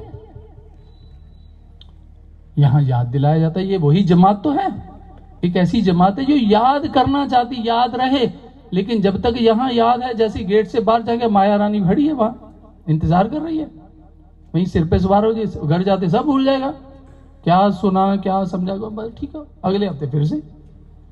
तो निरंतर इसलिए क्या कि राम भक्ति के ते अधिकारी, जिनको सत्संगत अति प्यारी, जिनको सत्संग से प्रेम है। इसलिए सज्जनों, एक साधक के लिए 2-3 चीजें बहुत इंपॉर्टेंट है। क्या वो सत्संग से प्रेम है, सत्संग की ललक है, सत्संग सुनना चाहता है, सत्संग अच्छा लगता है, तो इज ए गुड साइन, क्योंकि प्रेरणा मिलती है, यहां मोटिवेशन मिलती है, या इंसान को समझ आता है, फर्क पता लगता है कि मुझे क्या करना है, what to do what not to do, क्या करना क्या नहीं करना। तो ये प्रेरणा इसी जमात में मिलती है, लेकिन इसमें मन आना नहीं चाहता। There are so many excuse, बहुत सारे बहाने, टाइम नहीं है, ऐसा। अरे वो कहते कि इससे इंपॉर्टेंट समय यही लेखे में घड़ी है, बाकी दिन बर्बाद, बाकी तो सब बर्बाद है, बाकी तो माया के लेखे जाता है, ये मायापति के लेखे जा रहे। ये हमारे पुण्य है, संसार में जीना हमारा पाप है, क्योंकि हम जीते संसार में रहते 24 घंटे, मन हरकत में, छल कपट में लगा रहता, माया का प्रभावित रहता है। यहां के माया का प्रभाव कम होता है और करतार की ओर हमारी प्रेरणा बढ़ती है, सत्संग।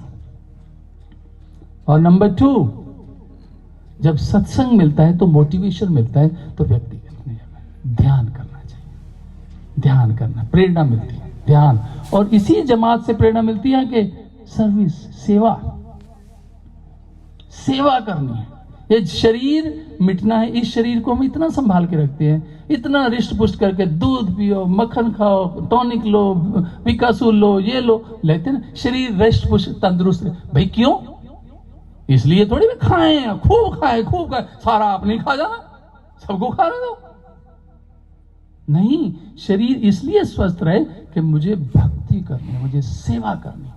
मेरा जीवन, मुझे समझ आ गया कि ये एक दिन जलना है, आग में राख होना है, मुझे इसमें कितनी सेवा कर सकता है। और मैं, अब आप बहुत साधक बैठे हैं, मैं एक बात बताता हूं। श्री गुरु महाराज जी ने समाधि से पहले कुछ एक शब्द लिखे, भजन लिखा, कितना अच्छा मैसेज है। दिव्य ज्ञान की गंगा उनकी पहुंचाएं जन जन तक। This is message for us, हम सबके लिए एक संदेश है। स्वयं करना है, अपने कल्याण के प्रयास करने हैं जीवन का, लेकिन साथ साथ परहित की चिंता करनी, समाज की, संसार की, निष्काम निस्वार्थ भाव से। दिव्य ज्ञान की गंगा, दिव्य ज्ञान की गंगा कौन सी है? सत्संग। ये विचार जो शास्त्रों में स्थूल रूप में, इसका सूक्ष्मता निकाल के उसको समाज के भीतर तक, एक तो होता कान में डालने को, हृदय तक उतारने का प्रयास करना है प्रार्थना के साथ। दिव्य ज्ञान की गंगा उनकी पहुंचाएं जन जन तक। ये हमारी आपकी सबकी सेवा है। आप बहुत अच्छे लोग हैं, मैं आपकी प्रशंसा नहीं कर रहा सच में, क्योंकि हम बैठे सुन रहे हैं, घरों से आए हैं, कोई आस्था लेकर आई है ना, आपको यहां बिठाया हुआ है, कोई भावना, कोई संस्कार, कोई श्रद्धा आपके अंदर है, जो वहां से दूर दूर से आपको घर से निकाल के यहां घंटों से बैठे हैं, सुन रहे हैं। तो ये हम ये सुनने आए कि हमारा रोल्स एंड रिस्पॉन्सिबिलिटीज क्या है। हमने भगवान पहना, हमने जीवन लगाया, हमें पता है हमारी रिस्पॉन्सिबिलिटी। आप गृहस्थी हैं, आपके ऊपर दोहरा वजन है, संसार को भी निभाना है, करतार को भी निभाना है। लेकिन एक्सक्यूज तो नहीं है ना, इसलिए आपके लिए सरल है, हमारे लिए मुश्किल है। जरा हमारे लिए मार्ग ज्यादा हार्ड है, हमें आपसे ज्यादा मेहनत करनी है, ज्यादा करना है, ज्यादा अपने पद, क्योंकि हम फुल टाइम डिवोटी हैं, आप पार्ट टाइम है। लेकिन आप संसार में रहते हुए भी इतनी श्रद्धा, भावना, निष्ठा, सेवा रखते हैं, तो मैं नमस्कार तो करता ही हूं आपको, निस्संदेह नमन करता हूं। लेकिन क्योंकि मेरे आप भाई बहन हैं, मैं आपसे चिकनी चुपड़ी बातें नहीं कर सकता। सच में विचार करना ये बहुत जरूरी है, आपस में कम्युनिकेट होना ये बहुत जरूरी है।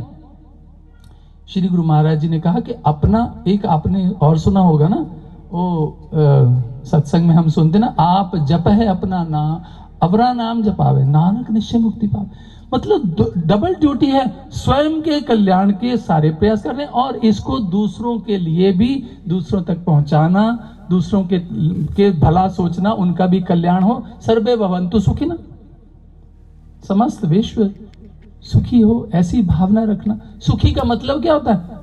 सुख का मतलब ये थोड़ी संसार मिल जाए, संसार की सुविधाएं मिल जाए, हम तो सुविधाओं को सुख समझते हैं। नहीं, सुख मतलब होता है सुंदर, स मतलब सुंदर, ख मतलब अंतःकरण, सुंदर अंतःकरण। दुख मतलब दुख, दुष्ट अंतःकरण। द मतलब दुष्ट, ख मतलब आकाश, ख मतलब आकाश। हमारा ये जो सिस्टम है ना, सुपर कंप्यूटर है, जरा सुंदर हो। सुंदर कर, अच्छे विचार हो, अच्छी दृष्टि हो, अच्छा चिंतन हो, शुभ हो, सब कुछ शुभ हो, कल्याणकारी हो, ये सुख है। सुख संसार। सुदामा बहुत सुखी था, आप कहेंगे सुखी था, रोटी खाने के लिए नहीं थी, कुछ नहीं था उसके घर में, लेकिन सुखी था, लेकिन सुंदर अंतःकरण था। तभी तो भगवान सिंहासन छोड़ के आए, भागे, गले लगा लिया। हमें कौन गले लगाता है? सुदामा के पास तो कुछ भी नहीं था, निर्धन था, बहुत निर्धन, लेकिन भगवान सिंहासन छोड़ के भागे, नंगे पांव, गमछा भी छोड़ दिया भाई, आके गले लगा लिया। प्लीज आप बैठ जाइए, बैठ जाइए बहन जी, प्लीज, कहीं जहां जगह मिलती बैठ जाइए। तो कहने का मेरा मतलब ये है कि ये सुख जो है ना, जो सुख को चाहे सदा, मनुष्य के लिए क्या कहा, अगर तू भी चाहता है कि तू सुखी रहे, अंदर अंतःकरण सुखी रहे और सदा ही आनंदित रहे। सुदामा आनंदित नहीं था, उसकी पत्नी दुखी थी, वही उकसा रही थी, जा तेरा द्वारकाधीश मित्र है, वो राजा है, जा दरिद्रता दूर हो जाए। दरिद्रता तो दूर कर ही थी, लेकिन प्रेम का संबंध देखिए, वो नंगे पांव भागते आए कृष्ण, द्वारकाधीश। ईश्वर, वो रंग, उसके पास क्या, कौन सा स्वार्थ था भगवान, लेकिन प्रेम, प्रेम था। भागे, नंगे पांव भागे, सिंहासन छोड़ क्यों क्या आता। आपने यहाँ अगर लोकल लीडर के पास जाना, वो आपको खड़े रखता आधा घंटा, 2 कौड़ी का बंदा नहीं। वो राजा, ईश्वर, ये प्रेम है, उसको किसी और विधि से नहीं काबू किया। जिन्हें प्रेम किए होते नहीं कर पाए, लेकिन उसके लिए प्रयास, उसके लिए साधना, उसके लिए सेवा, उसके लिए सब ये सत्संग, ये जो भी हम सुनते रहे वो बहुत जरूरी है, मिश्रण बहुत जरूरी है। और कोई रास्ता नहीं, प्रयास नहीं है। और हम क्या प्रयास करें, हम कहेंगे हमारे पास धन बहुत, कोई बात नहीं, वो यमराज से कर लेंगे, सेटिंग कर लेंगे, बोलिए दाएं बाएं कर लेंगे। जैसे हम दाएं बाएं यहाँ करना सीखा ना, तो वहां नहीं होता ना। चक्कर ये है, वहां सारा भेद खुल जाता है और चिप डीकोड हो जाती है। जो चिप जाती है, हमारा चित्त जाता है, वो सारा डीकोड हो जाता है, सारा कुछ सामने आ जाता है, बात खत्म। तो इसलिए कहा कि दिव्य ज्ञान की गंगा उनकी पहुंचाएं जन जन तक। हमारी और आपकी ड्यूटी, हमें महाराज जी ने चिताया है, बताया है, समझाया है, लिखा है।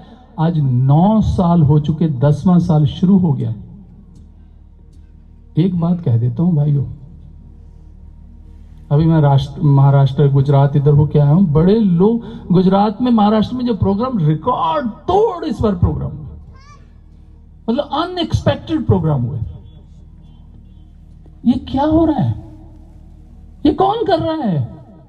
वो तो मौन है, 10 सालों से पड़े हैं एक जगह, लेकिन वो स्थूल शरीर है। महापुरुष स्थूल नहीं होते, सूक्ष्म होते हैं। और आज जो हो रहा है, हम तो मिशन में, हेड ऑफिस में सारी उम्र निकली में सोचते ही रहते हैं, सब कुछ हो जाता है। कैसे हो जाता, हाउ इट हैपन, कौन कर रहा है, वही तो कर रहा है, दिख नहीं रहा।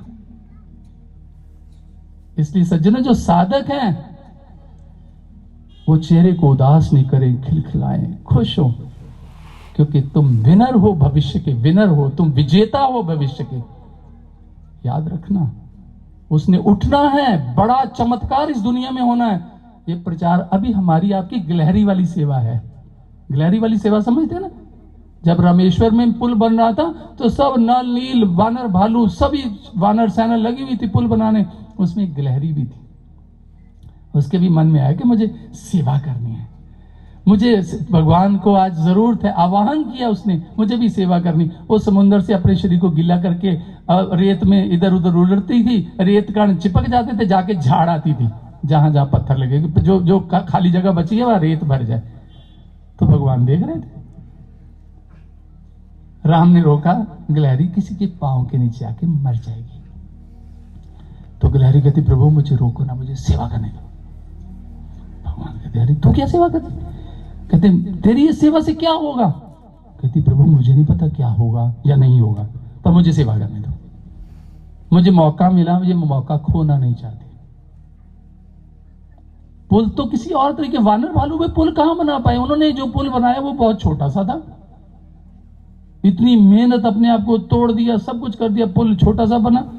और भगवान जब बाहर आके खड़े हुए तो सोचने लगे कि इन्होंने तो पूरी एफर्ट्स लगा दी है, पूरी मेहनत कर दी है, पूरी जान लगा दी, लेकिन जो पुल बना है इससे काम नहीं चलेगा, क्योंकि बहुत सांकरा है, बहुत छोटा है, चौड़ाई बहुत कम है, इससे सेना कैसे निकलेगी, भय ही बहुत होगा, आसपास इतना पानी है।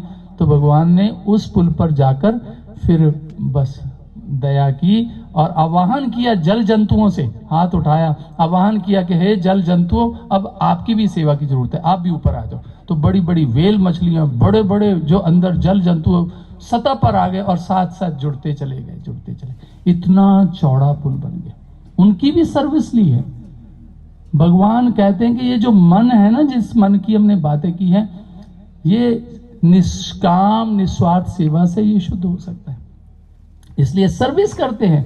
क्या मुझे ये बताओ कि क्या भगवान राम कृष्ण को क्या अर्जुन की जरूरत है कि तभी ये युद्ध होगा, तभी जीता जाएगा? नहीं, अर्जुन तो बेचारा बिल्कुल डिप्रेशन में था, स्ट्रेस में था, उसको कहां समझ आ रही हो। तो कह रहा था कि मुझे नहीं लड़ना, मैं नहीं कर, नहीं मैं अपनों से क्या करूं, वैसे भी मैं सब परिवार का तो झगड़ा था।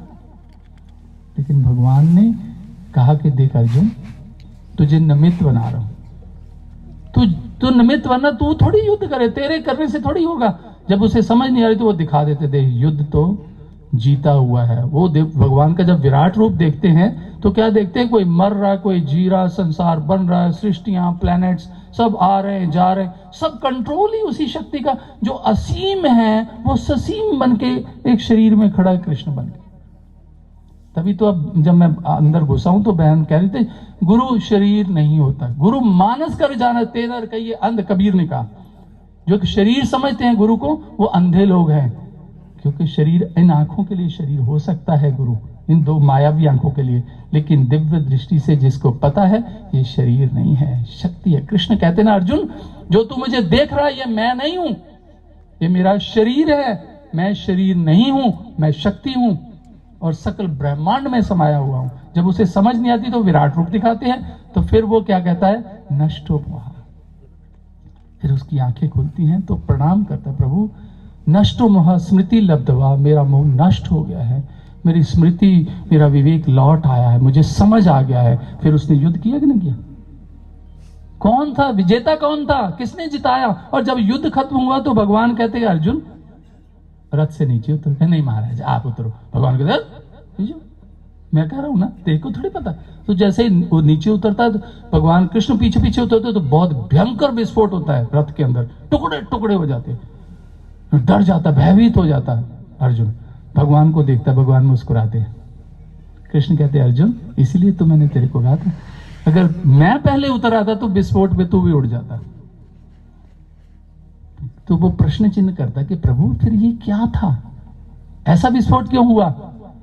तो भगवान कृष्ण कहते अर्जुन जो दूसरी तरफ से युद्ध कर रहे थे वो साधारण लोग थोड़ी थे, उनके पास भी बहुत शक्तियां थी, अभी तक उन शक्तियों को मैंने रोक रखा था।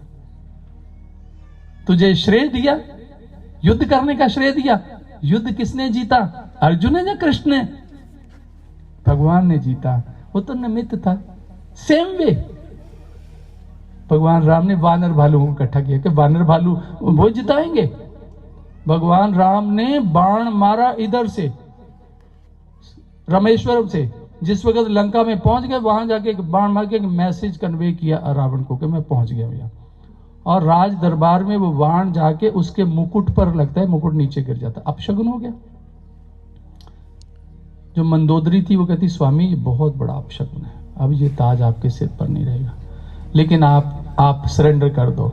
लेकिन वो अहंकार ही था।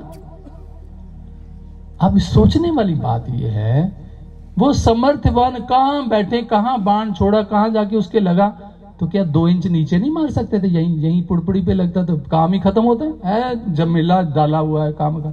भगवान समर्थवान होने के बावजूद भी सबकी सेवाएं, वानर भालुओं की, हनुमान जी सबकी सेवाएं ली ना। इन द सेम वे समर्थवान सबको श्रेय देता है। हमें भी, आपको भी साधारण जीव हैं, हम संसार के लोग हैं, माया से प्रभावित है, कर्मों से गिरे हुए हैं, नीच मैले अति अभिमानी हैं, सब कुछ पता, लेकिन उसको श्रेय दिया तुम करो काम, सत्संग करो। तो मैं ये सोचता हूँ कि हमारे सत्संग करने से क्या 25 से 30 साल हो गए लगे हुए, 33 साल हो गए लगे हुए, क्या बदला? कितने बदल गए? जीवन में परिवर्तन कहां दिखता है? बड़ा संसार पड़ा तो लगता है अभी कुछ हुआ ही नहीं, संसार तो बहुत बड़ा है, अभी तो बहुत काम, अब हम लगता सैकड़ों साल लग जाएंगे तब तक जिंदा ही नहीं रहेंगे। तो ये कब होगा, कैसे होगा? एक बार मैंने महाराज जी से दिल्ली में पूछा था, मैं महाराज जी, मैं बरेली से आया था, बहुत सुपर हिट प्रोग्राम हुआ था, एक मंत्री जी थे उस सरकार के, उन्होंने करवाया था, बहुत बड़ा प्रोग्राम था। तो मैं 850 लोगों को दीक्षा मिली उस प्रोग्राम में। तो मैं आके महाराज जी गजब मजा आ गया, मेरी लाइफ का बेस्ट प्रोग्राम था, मैंने इतने 30-32 साल में। तो महाराज जी बड़े गंभीर हो सुनते रहे, कुछ नहीं, मुझे कोई मोटिवेट नहीं किया, कोई हौसला नहीं दिया, कोई प्रसन्नता उनके चेहरे पर, बिल्कुल गंभीर बैठे। तो जैसे ही मेरे पास बातें खत्म हो गई तो मैं चुप करके बैठा, तो महाराज जी कहते कि अभी क्या हुआ? अभी कुछ नहीं हुआ, अभी सब कुछ होना है। मेरी तरफ उंगली करके कहते टिके रहना, पर टिके रहना, अभी बहुत कुछ देखना है। यही बातों ने जिंदा और उत्साहित रखा हुआ है। महाराज जी के विचार, उनकी फिलॉसफी इतनी ग्रेट है कि बड़े बड़े आईपीएस आईएएस धराशायी हो जाते हैं। रात जो प्रोग्राम हुआ, मैं कहता हूँ वो जो डीआईजी थे उसके सीबीआई के, वो हमारी छोटी सी नन्ही सी साधिका है तपेश्वरी भारती, बेचारी की हाइट छोटी है, इंटेलिजेंट तो बहुत है, 4.5 फुट की है, वो बेचारा प्रणाम कर रहे हैं उनको। गजब, उन्होंने जो एनालाइज किया उसको, ब्रह्म ज्ञान को, थर्ड आई को, गजब कर दिया। ऐसी साइंस, ऐसी फिलॉसफी, फिजिक्स, केमिस्ट्री, क्या विज्ञान दुनिया का डाल दिया उसमें, सिद्ध कर दिया कि यही है। और पूरे विश्व के अंदर से एग्जाम्पल से, इजिप्ट से लेके कहां कहां क्या क्या फिलॉसफी है, तो कैसे ये सिद्ध होता है, तो क्योंकि उनकी भेजे में यही जा सकता है। वो श्रद्धावान नहीं लोग होते, उनमें श्रद्धा पैदा करनी होती है, इसलिए उन पर मेहनत ज्यादा करनी पड़ती।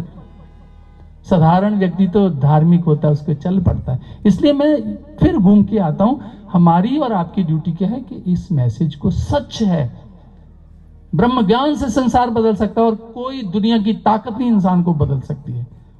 और महाराज की पूर्णता की निशानी तो चैलेंज किया उस लड़की ने रात। अब इस ब्रह्म ज्ञान की दीक्षा से आप समझ जाओगे, जल्दी समझ जाएंगे, क्योंकि साइंटिफिक वे है समझाने का। इसके अलावा कोई मार्ग नहीं। जब मार्ग ही कोई नहीं है तो हम उसका प्रचार, हमें मिला मौका, कितनी देर है, और ये समय भी थोड़ा है, महाराज जी की उठने तक ही हमारे आपके पास समय है। जिस दिन उन्होंने आंखें खोली तो साहब महाराज जी ने वो कहा था ना कि अभी तो मुझे बहुत साल, 11 साल पहले पीतमपुरा में जब कहा ना महाराज जी के, में जब मिशन का बहुत विस्तार हो रहा था बड़ी तेजी से, तो बहुत प्रेशर महसूस हो रहा था। दिल्ली हेड ऑफिस में काम बहुत बढ़ गया है, काम करने वाले ऐसे माइंड नहीं मिल रहे थे। मैंने कहा महाराज जी बड़ा प्रेशर है, बहुत फुर्सत नहीं है, भाग। उस वक्त 2005-6 की बात है, ज्यादा देर होगी, 11 साल से, हाँ 5-6 की बात है। उस वक्त मिशन बहुत स्प्रेड हुआ था, ऑल इंडिया में ब्रांचेस खुल रही थी, प्रचार बढ़। तो महाराज जी कहते कि धैर्य रखो, काम करने वालों ने अभी आना है, लेकिन प्रथम अवसर आप लोगों को दिया। भूल थोड़ी रही है बातें, एक एक बात याद है। इसलिए ये पागलपन, ये जुनून, ये जिद जीवन में आई, कर लो जो कर सकते, जितना कर सकते कर लो, यही तेरा अवसर, यही तेरी बार, घट भीतर तू देख विचार, तेरे मौका यही मिला, फिर नहीं मौका मिला। पूर्ण महा दिव्य आत्माएं आएंगी, जब ऐसे इंटेलिजेंट लोग आएंगे तो हमें कौन पूछे, who will ask for we us, हमें कौन पूछेगा। लेकिन फिर भी एक जिद है, कोई टाट बिछाएंगे, झाड़ू देंगे, जो काम भी, जो सेवा भी, क्योंकि ये एक लालच है, लोभ होना चाहिए। ये लोभ है सेवा का कि हम कर लें। रात को 2:30 बजे स्वामी जी का फोन में, मैं स्वामी जी 12:30 बजे आपका व्हाट्सएप देखा कि 11:30, मुझे तो मालूम ही नहीं था। बहन आपने बताया नहीं, सत्संग भी करना। मैंने कहा जाके जाना, और आपसे मैंने कहा, मैं पे आके सोता ही रहूंगा क्योंकि रात भर सोया नहीं। तो आपने कहा कोई नहीं भैया, ऊँगते रहना यहाँ एक साइड पे, लेकिन आ जाना जरूर। आपका जब व्हाट्सएप देखा कि आपने 11:30 बजे सत्संग भी करना, तो पहले मैं मैसेज डालने लगा और प्रोग्राम चलते के अंदर कि भैया ये क्या कर रहे हो। फिर मेरे मन में आया कि कल को तेरी जुबान ही बंद हो गई, कल को शरीर ही नहीं रहा, तो क्यों ऐसे कर रहा जब तक। और प्रभु का खेल देखिए, सवेरे मैंने अलार्म लगाया, मैं कहा नहीं जल्दी उठना और जल्दी जाना, आना तो जल्दी था। फिर मैंने लालच किया कि नाश्ता नुश्ता करके ही जाता। तो मेरे साथ एक और भी फैमिली चंडीगढ़ की थी, वो कहते हमें भी अंबाला छोड़ देना, मैं उनको ड्रॉप कर दिया, तो ये भी पुण्य मिल रहा है, इनको भी ले जाए साथ ही।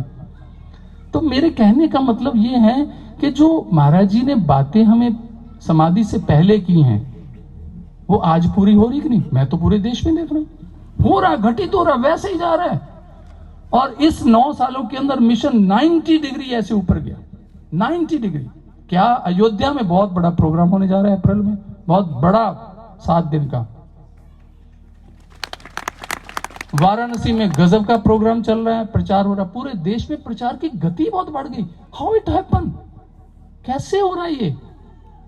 हमारे करने से थोड़ी हो रहा है, हम तो शोर मचाने वाले, हल्ला करने, कोई कर रहा है, तभी है कि ना कि सब कुछ होना। वी आर द विनर, भविष्य के विजेता हैं हम सब लोग, हम सब मतलब आप भी साथ हैं, संगत भी है। इसलिए आप हारे हुए लोग नहीं हैं, शर्मिंदा नहीं होने देगा वो। आपके कॉलर ऊंचे होंगे जिस दिन वो क्या कहे, ये आशुतोष के पुत्र हैं, ये हैं उसके शिष्य। आज जो लोग मजाक करते हैं ना, बात करते हैं, कल ये पांव में बनाएंगे, महाराज जी के भजन है ना जो अनुभव कराया था, बनाएंगे तुम सबको हम दिव्य इतना कि दुनिया भी चरणों में आके झुकेगी। बनाएंगे तुम सबको हम दिव्य इतना, इतना दिव्य बनाएंगे। वो बना समर्थवान है भाई, कर सकता है। अरे 9 साल घर का मुखिया दाएं बाएं 4 दिन हो जाए तो घर अस्त व्यस्त हो जाता है। ये संगठन के मुखिया है, लाखों करोड़ों लोग पूरे विश्व के अंदर योजनाबद्ध तरीके से कर्मठ होकर चल रहे हैं, संगठित है। दुनिया अप्रिशिएट करती है। रात स्मृति ईरानी आई तो कहती कि कमाल है ये संगठन, अच्छा इतना बड़ा। जब मैंने एल्बम दिखाई ना, ये 2010 का प्रोग्राम है, ये 2012 का, और आज कितना 2024, और 9 साल में बहुत प्रगति की। तो वो अच्छा इतना बड़ा संगठन है, यस, क्योंकि संगठित है, अंडरस्टैंडिंग है, सब पे करना चाहते हैं, सब दे, हम क्या कंट्रीब्यूट कर दें, हम क्या दे दें। मैंने सबसे पहले सत्संग शुरू करने से पहले आपको बधाई दी ना, और साधुवाद दिया उन लोगों को जिन्होंने ये सोच ली और जो दिल्ली मेरे पास इकट्ठे होके आए थे, और स्वामी जी का जो सहयोग मुझे मिला, थैंक यू वेरी मच आप सबका, कि आज एक स्थान की बना है और जिसमें आप सब लोग जुड़े हुए हैं। अब हमारी ड्यूटी क्या है, हमारी रिस्पॉन्सिबिलिटी क्या है कि इस संदेश को, इस वास्तविकता को, इस सच को, सच, बहुत लोगों से भिड़ता हूं मैं, बहुत शरीर से ऐसा हूं, जिद्दी बहुत हूं।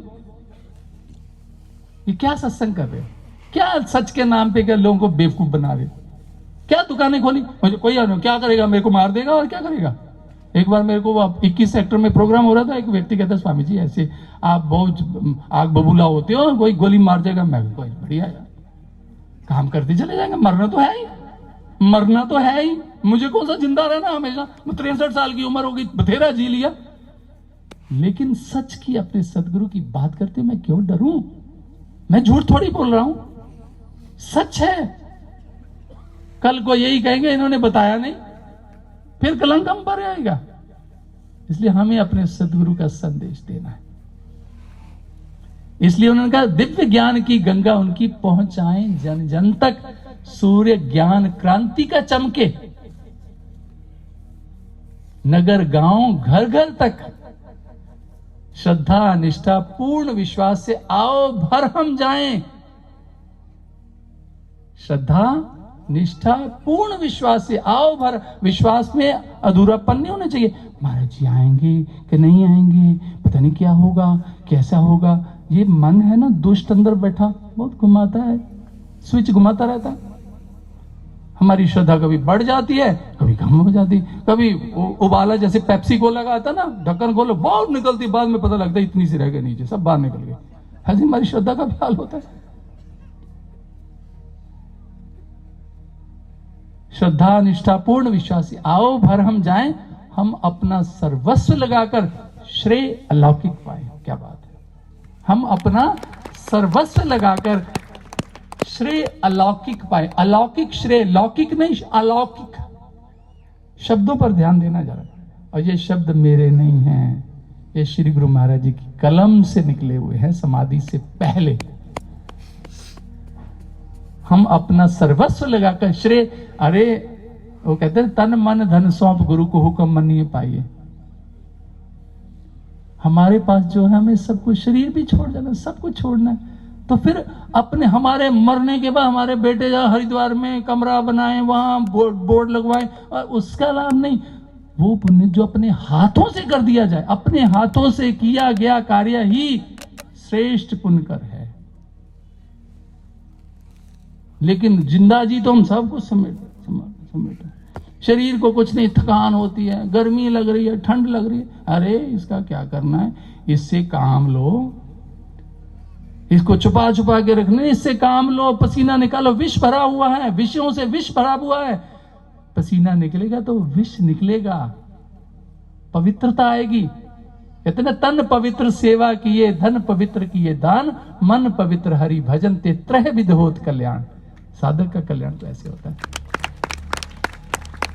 इसलिए सज्जनों, ये जो हमें डायरेक्शन दी है ज्ञान की, ज्ञान का मार्ग दिया है, और उसने कहा उठो बढ़ो संकल्पित हो, करो नहीं विश्राम, चिंतन जिनका अतिशय सुंदर, पावन जिनका नाम, शिव स्वरूप सदगुरु को बारंबार प्रणाम, बारंबार प्रणाम।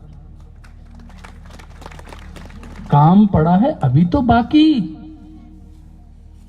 अब हमारे लिए थोड़ा होमवर्क है। काम पड़ा है अभी तो बाकी, नवयुग के निर्माण का, गिद्ध गिलहरी वानर भालू के जैसे अभियान का, ऐसा अभियान आज भी जरूरत है। हम क्या, जैसे गिद्ध गिलहरी वानर भालू ने किया ना, अभियान किया ना उस वक्त, तो हमारा रोल भी तो वही है। वही तो मैंने गिलहरी की बात बताई, गिद्ध गिलहरी वानर भालू के जैसे अभियान का जो भी अपनी बने भूमिका उसको आज निभाना है।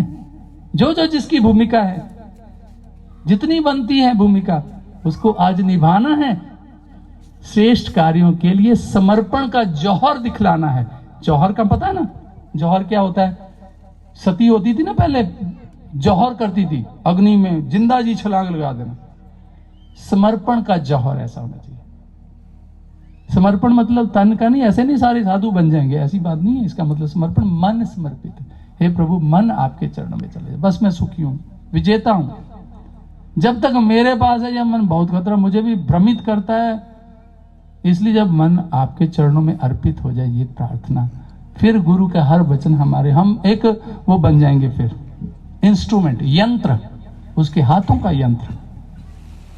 गिद्ध गिलहरी वानर भालू के जैसे अभियान का जो अपनी भी बने भूमिका उसको आज निभाना है। श्रेष्ठ कार्यों के लिए समर्पण का जौहर दिखलाना है। युगों युगों बाद मिले सुअवसर, युगों युगों बाद मिले सुअवसर, बाजी नहीं गवानी है, दिशा दिखाई दिव्य गुरु ने, हमने भी तो ठानी है। जिद होनी चाहिए। पागलपन, जुनून के बिना कुछ नहीं होता। जिस इंसान में जुनून नहीं है, ऐसे मुरझाया पड़ा क्या जीवन में, हो तो वैसे जिंदा जी मरा हुआ। जिन हरि भक्ति हृदय नहीं आनी, जीवत शव समान ते प्राणी। भगवान शंकर कहते हो जिंदा लाश है जिसके हृदय में भक्ति नहीं आई। हृदय में भक्ति, जो अभी तक जीवन की शर्त पूरी नहीं की, जिंदगी में जिंदगी की शर्त अगर पूरी ना हो तो जिंदगी को जिंदगी से रूठ जाना चाहिए। ये किसी कवि ने लिखा, बहुत सुंदर। जिंदगी की शर्त क्या है, किस लिए जी रहे हैं? तेरे बगैर ऐसे जिए जा रहे हैं हम जैसे कोई गुनाह किए जा रहे हैं। जिस कारण से, जो जीवन में हैप्पीनेस है, जो हमें अंदर से प्रसन्नता दे, वो चीज तो है ही नहीं। बाहर टेम्परेरी फेस नहीं है, कुछ थोड़े दिनों के लिए इस चीज का पे, उधर से, जैसे बच्चे जिद करते, ये खिलौना तोड़ दिया, वो लेना, ये खिलौना, तो हमारा जीवन भी तो ऐसे ही चलता। इससे संतुष्टि नहीं, इससे संतुष्टि नहीं, ऐसे नहीं है, ऐसे। जिंदगी संसार में संतुष्टि नहीं है भाई, संतुष्टि अंदर है, टिकने में है। कबीर ने कौन से महल खड़े किए थे? कबीर ने कौन सी फैक्ट्रियां लगाई थी? कौन सी ऑक्सफोर्ड हार्वर्ड यूनिवर्सिटी में वो पढ़ा लिखा था? स्कूल भी नहीं गया था, अंगूठा छापता, निर्धन था, रैदास, जूते गांठते थे। लेकिन आज पूजे जा रहे हैं। सिकंदर की कोई पूजा कर रहा है? इतनी दुनिया जीत ली उसने? नहीं, क्योंकि वो अंदर के विजेता थे, उन्होंने अंदर से संतुष्ट थे। वो बाहर से भूखे थे, राजा होकर भी बाहर से भूखे थे। संतुष्टि अंदर है। साधक संतुष्ट है। वो सुदामा संतुष्ट है, उसकी पत्नी असंतुष्ट है। वो कह रही जाओ जाओ, वो कह नहीं, उसको सब पता ही है कि आ जाना। उसके करते करते गए, उसने कहा अच्छा मैं राजा के पास कैसे जाऊँ। उसने चावल दे दिए थोड़े कूट कर सूखे हुए, पड़ोसन से लाके। भगवान देखो कैसे भागे। वो संतुष्ट था ना, उसको मालूम था इसको तो नहीं है, किसी के प्रेशर से आए, लेकिन भगवान ने सारे कार्य किए। ऐसा नहीं है कि वो संसार में हमें दुख देता है, संसार भी सुखी करता है।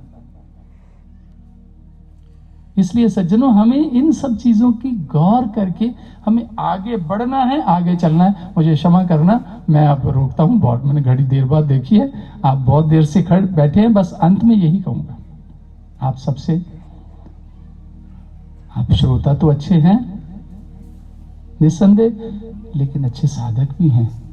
आपकी चिंता, आपका सहयोग दिखता है, लेकिन मैं बहुत ज्यादा प्रशंसा आपकी नहीं करूंगा।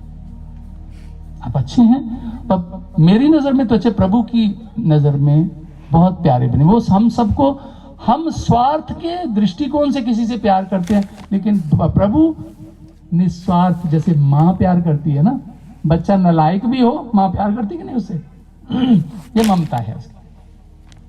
भगवान हमारा माँ बाप है, तुम ही हो माता पिता, तुम ही हो बंधु सखा, तुम ही हो। तो वो प्यार करता है हमें, क्योंकि उसके अंश हैं हम। ईश्वर अंश जीव अविनाशी, चेतन अमल सहज सुख राशि, सो माया बस भयो गोसाई, माया के वश में आके बंदियों कीट मरकट की न्याय। जैसे बंदर को बांध के नचाता है ना फिर वो मदारी, ऐसे हम भी माया के हाथ नाच रहे हैं। लेकिन वो हमें बहुत प्यार करता है क्योंकि उसके अंश है, लेकिन कर्मों के अधीन है। कर्मों का लेखा हमें चैन नहीं लेने देता। मन जैसा शत्रु भगवान के अंदर। परीक्षा तो इस जीने में हमारी बहुत बड़ी परीक्षा है। संसार में जीना आसान थोड़ी है, क्योंकि परीक्षा है ये। क्योंकि अंदर सजगता, रात को सोते हुए भी जागना पड़ता है। कहने का मतलब वो जागृति, आध्यात्मिक जागृति। बाहर अंधेरा हो जाता है, हम आंखें बंद करके सो जाते, बेहोश हो जाते हैं, लेकिन आध्यात्मिक जागृति जो आपके साधना की शक्ति है, जो आपके अंदर का प्रकाश है, वो आपके इन चोरों पर नियंत्रण रखता है। आपकी साधना का प्रभाव, आपके पुण्य कर्मों का फल आपको बहुत बचा के रखता है। इसलिए सज्जनों, आप सभी के लिए मैं यही कहूँगा, मैं आपका भाई हूँ, मेरे में भी बहुत कमियां हैं, मैं दूध का धुला नहीं हूँ, लेकिन मुझे ये विश्वास है कि मेरे सदगुरु मुझे लगा देगा। बस मेरा यही अपने ऊपर नियंत्रण है कि मुझे करना है अंतिम श्वास तक। इससे पहले जब लग जरा रोग नहीं, कबीर बात याद आ गई, वो कबीर कहते हैं जब लग जरा रोग नहीं आया, हे प्राणी सावधान सावधान सावधान। इससे पहले कि तुझे रोग लग जाए, वैसे रोग आजकल तो सभी रोगी, जो दिसे सो रोगी।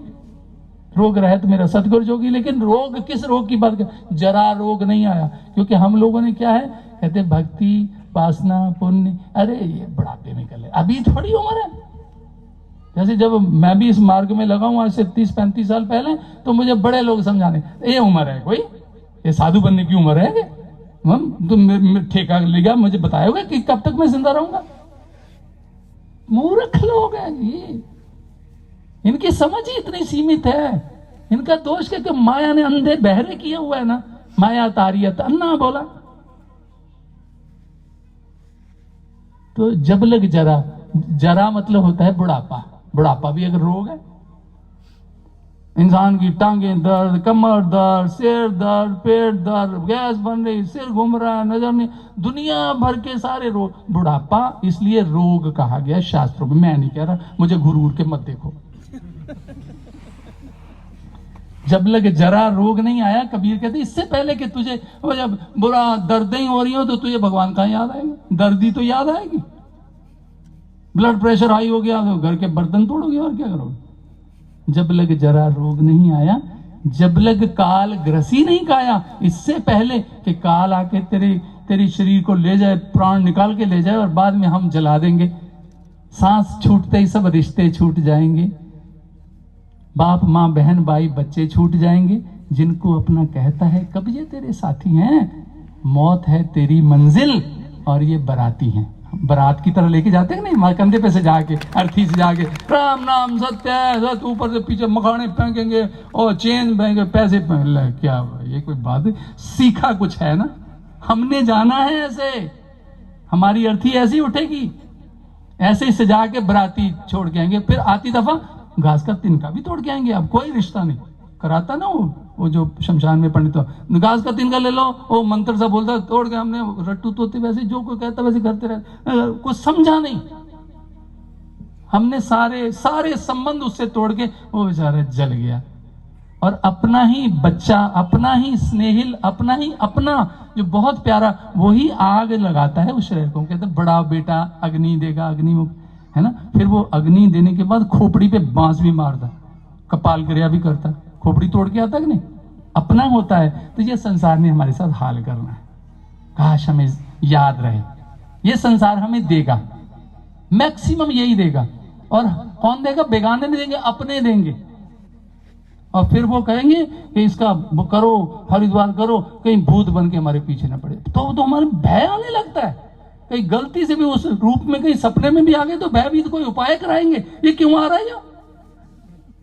ये हमारा हाल होना, ये संसार की वास्तविकता है। इसलिए जब लग जरा रोग नहीं आया, जब लग काल ग्रसी नहीं काया, जब लग बिकल भई नहीं वानी। इससे पहले कि तेरी जुबान थतलाने लगे, बोल ही ना पाए, अब फिर अरे जब तक जुबान चलती इसको सही जगह चला ले, किसी को अच्छी बात सुना, तेरी बात से किसी के ठंड पड़े, आग ही लगाता है हमेशा। तेरी जबान का सही इस्तेमाल कर। जब लग विकल भाई नहीं बानी, भजले रे मन सारंग पानी। तो प्रभु का भजन कर ले, तो उसको याद कर ले, वो तेरा अपना। कमाल की बात है, जिसको याद करना है उसको तो बुलाया हुआ है, जिनको बुलाना है वो 24 घंटे याद आते। अकाउंट नंबर याद है, फलाना याद है, मेरी बेटी यहाँ, मेरे बेटी का बेटा का फलाना फलाना फलाना, सब याद है, दुनिया सब याद है, लेकिन जिसको याद रखना है वो याद ही नहीं। उसको याद करना पड़ता है, और इसको याद नहीं करते, ये याद से जाते नहीं। साधकों के लिए भी तो बहुत बड़ी बात है ना, जिनको याद भुलाना है वो याद ही आते रहते हैं। इसलिए ये माया है, यही माया की क्रिया है। गजब है माया, क्या खेल खेला, इसलिए संसार सजा इतना सुंदर लग रहा है। ये माया ने साहब को स्वार्थ मीत सकल जग माही। तुलसीदास कहते हैं स्वार्थ के कारण साथ जुड़े एक दूसरे के साथ, कोई किसी का नहीं, किसी को किसी का मतलब प्रस्त की दुनिया है। सब अपना अपना मेरा मेरा कह के सब हमें लुटेरों के अंदर घिरे हुए, सब अपने मेरा मेरा कह के लूट रहे हैं हमें। लेकिन हमें ईश्वर के हाथ लूटना सार्थक है, कल्याणकारी हो, किसी का लेता थोड़ी, वो दाता है, वो भिखारी थोड़ी, भिखारी तो हम हैं, दाता एक राम, भिखारी सारी दुनिया। इसलिए सज्जनों, जब लग जरा रोग नहीं आया, जब लग काल ग्रसी नहीं काया, जब लग विकल भई नहीं बानी, भजले रे मन सारंग पानी, भजो गोविंद भूल मत जाओ, मानस जन्म का यही लाभ, यही लाभ है मनुष्य तन का, और कोई लाभ नहीं है।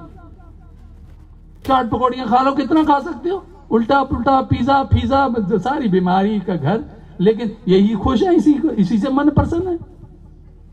नहीं, जीवन के अंदर पवित्रता सार्थकता सब अपने लगे, प्रभु है सबके अंदर, लेकिन इंसान की दृष्टि में दोष है, जुबान में दोष है, सोच में दोष है। मतलब कमाल की बात है, सृष्टि को सारा इंसान ने ही तो। अब मुझे ये बताओ, एक दिन मुझे, अरे एक बात कह के मैं समाप्त करूं।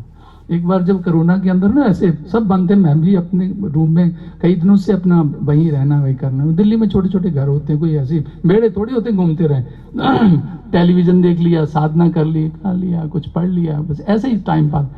तो मैंने एक दिन एक बच्चा मेरे साथ, मैं कहा बेटे जरा बड़ा टायर्ड हो गए, जरा एक चक्कर लगा के आए, टांगे ही ऐसे हो गए। कहते चलो भैया चलते हो, मास्क मुस्क लगा के हम बाहर निकले। जैसे पीछे कॉलोनी से बाहर मेन रोड पे निकले, वीरान सब कुछ, कोई बंदा नहीं, परिंदा नहीं, कुछ नहीं, अरे पक्षी भी ना दिखे। लेकिन थोड़ा सा आगे चले, मैं कि चलो ब्लॉक का चक्कर लगा के आते, तो आगे सड़क खाली, और आगे से ना 15-20 कुत्ते आ रहे हैं सड़क पे, बड़े चौड़े होके चल रहे हैं।